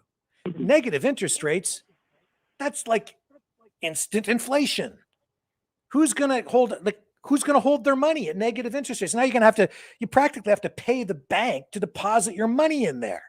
And that's really where it's gotten with the fees they charge you. And then you don't make anything on like a savings account, let alone like a savings bond. Oh yeah. They pay like nothing. So it makes no sense for people to hold these savings bonds or put your money in a bank account. It's insane. So they've created a high consumption, no savings, high inflation environment. And then you couple that with low productivity because they locked the economy down. Now you've got high consumption, no productivity. Now you've got massive inflation. we've got is stagflation. And that's why they have no room to maneuver now. Because they don't know what to do. And I've already given them the solution, but they don't watch this show, so they don't pay any attention to me, and they don't do the right thing, which is that you have to grow your way out of it. You need productivity. You need to increase production. But in their heads, and they've already stated this, they think if they put people back to work, it will fuel more inflation because they'll have more money. But they forget the fact that if they produce, you're creating more supply. And if you produce efficiently, then it drives prices down because you're increasing the supply of products and services. So people can still make money, do it incredibly efficiently using technology like factories and mass production to drive consumer prices down through productivity and exporting goods. That's what we need to do, but they don't want to do that because they're all in on can't have any production because it's bad for the environment. So we have to have less. No production. Just tell everyone to stay home and print money. It doesn't work and we're doomed. Well, the way that inflation is calculated does include part of the equation includes employment, which is not like, especially after the pandemic, is not really, and with the gig economy, I'm sorry, isn't really like a realistic way to calculate that number in a way that's accurate to what's really going on. So, you know, on top of that, like with banks, I guess one of my things is that I don't really trust like banks to like be like, banks are not, you know, altruistic entities. You know, they need to make money. It's capitalism. That's like, that is literally the purpose of every, you know, institution. Yep, they're money changers. That's what they are. And they make money off of your money. And that's what Glass-Steagall was trying to stop from happening, was making money off of your money so that you could have it, you know, if you needed to go and get it. But then they have management. They have bad management that is making decisions with your money and trading it. That's too risky. And if that's not managed properly by the government with like Glass-Steagall and Dodd-Frank, you know, I don't trust the banks to regulate themselves and be like, oh, you know, we can't really do that. No, they just want to make money. And if we just let like the banks just go for it, you know, hey, go for it, you know, they're not going to like be like, oh, well, we'd feel really bad if we lost your money. They're like, no, we just want to make a bunch of fucking money for the shareholders and also for, you know, everyone else. Well, you know, they have a name for that. It's not a bank. You know what they call that? It's called a casino. I got kicked out of a casino, actually, the first time I went to one. Well, I'm not surprised. You're probably calling for government regulation. You're probably, I was like, hey guys, this listen. casino needs more government regulation. Not enough people are winning. Yeah. And they're like, all right, lady, get the hell out of here. Yeah, I'd like a casino like that, actually.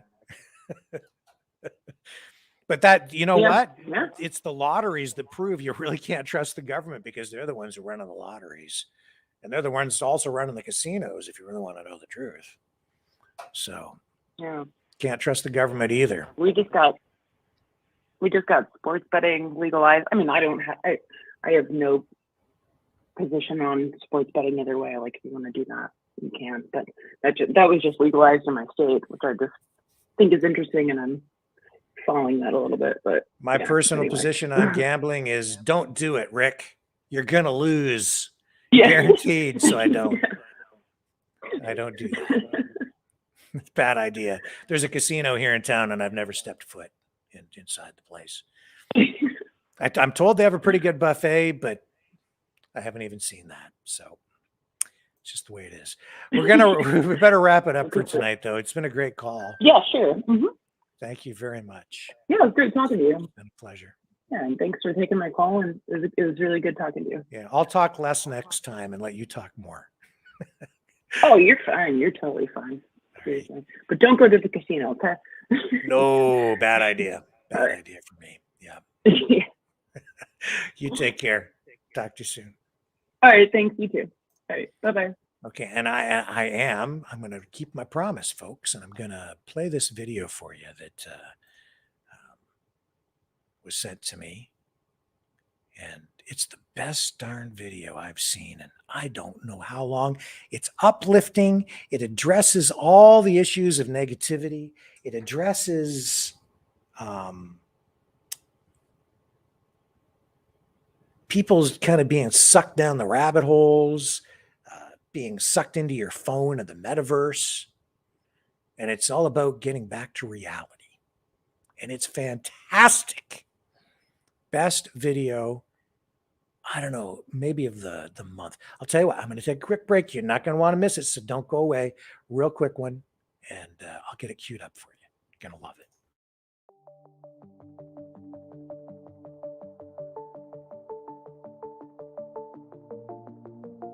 Greetings, brave Mavericks. Our quest for truth continues. We go beyond fake news. Together we expose propaganda. Together we pull others out of rabbit holes. We are maverick thinkers.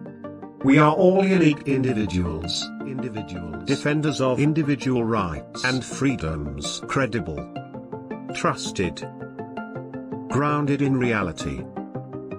Maverick News, Maverick News.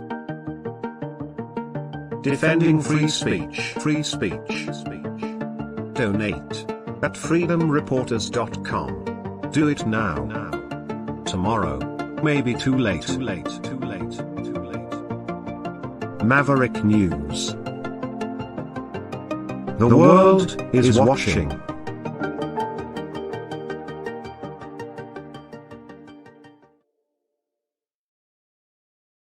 Okay, this is Rodney Douglas Norman.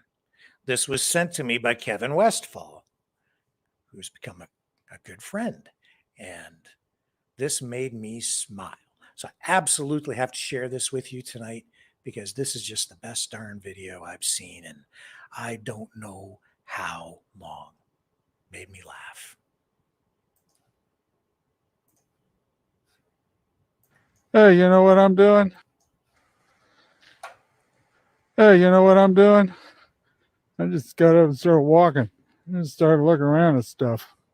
You can just get up and go around, wander around, look at stuff.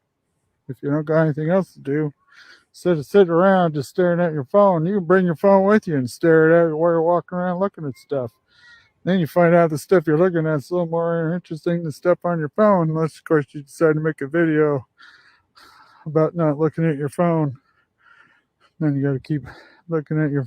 You know what? I'm just gonna turn my phone off and go look at some stuff. Okay, bye.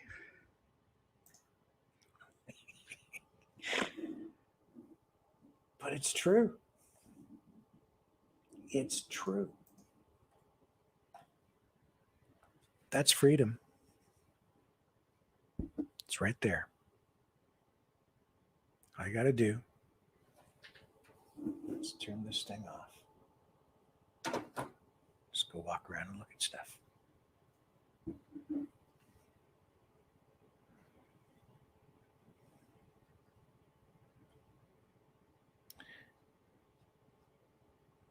Yeah. Love you guys. Love Canada. And I love the United States. Tomorrow's going to be a big day.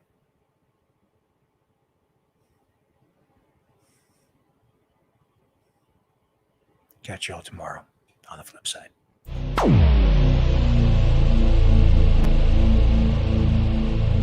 This has been a Maverick Multimedia production.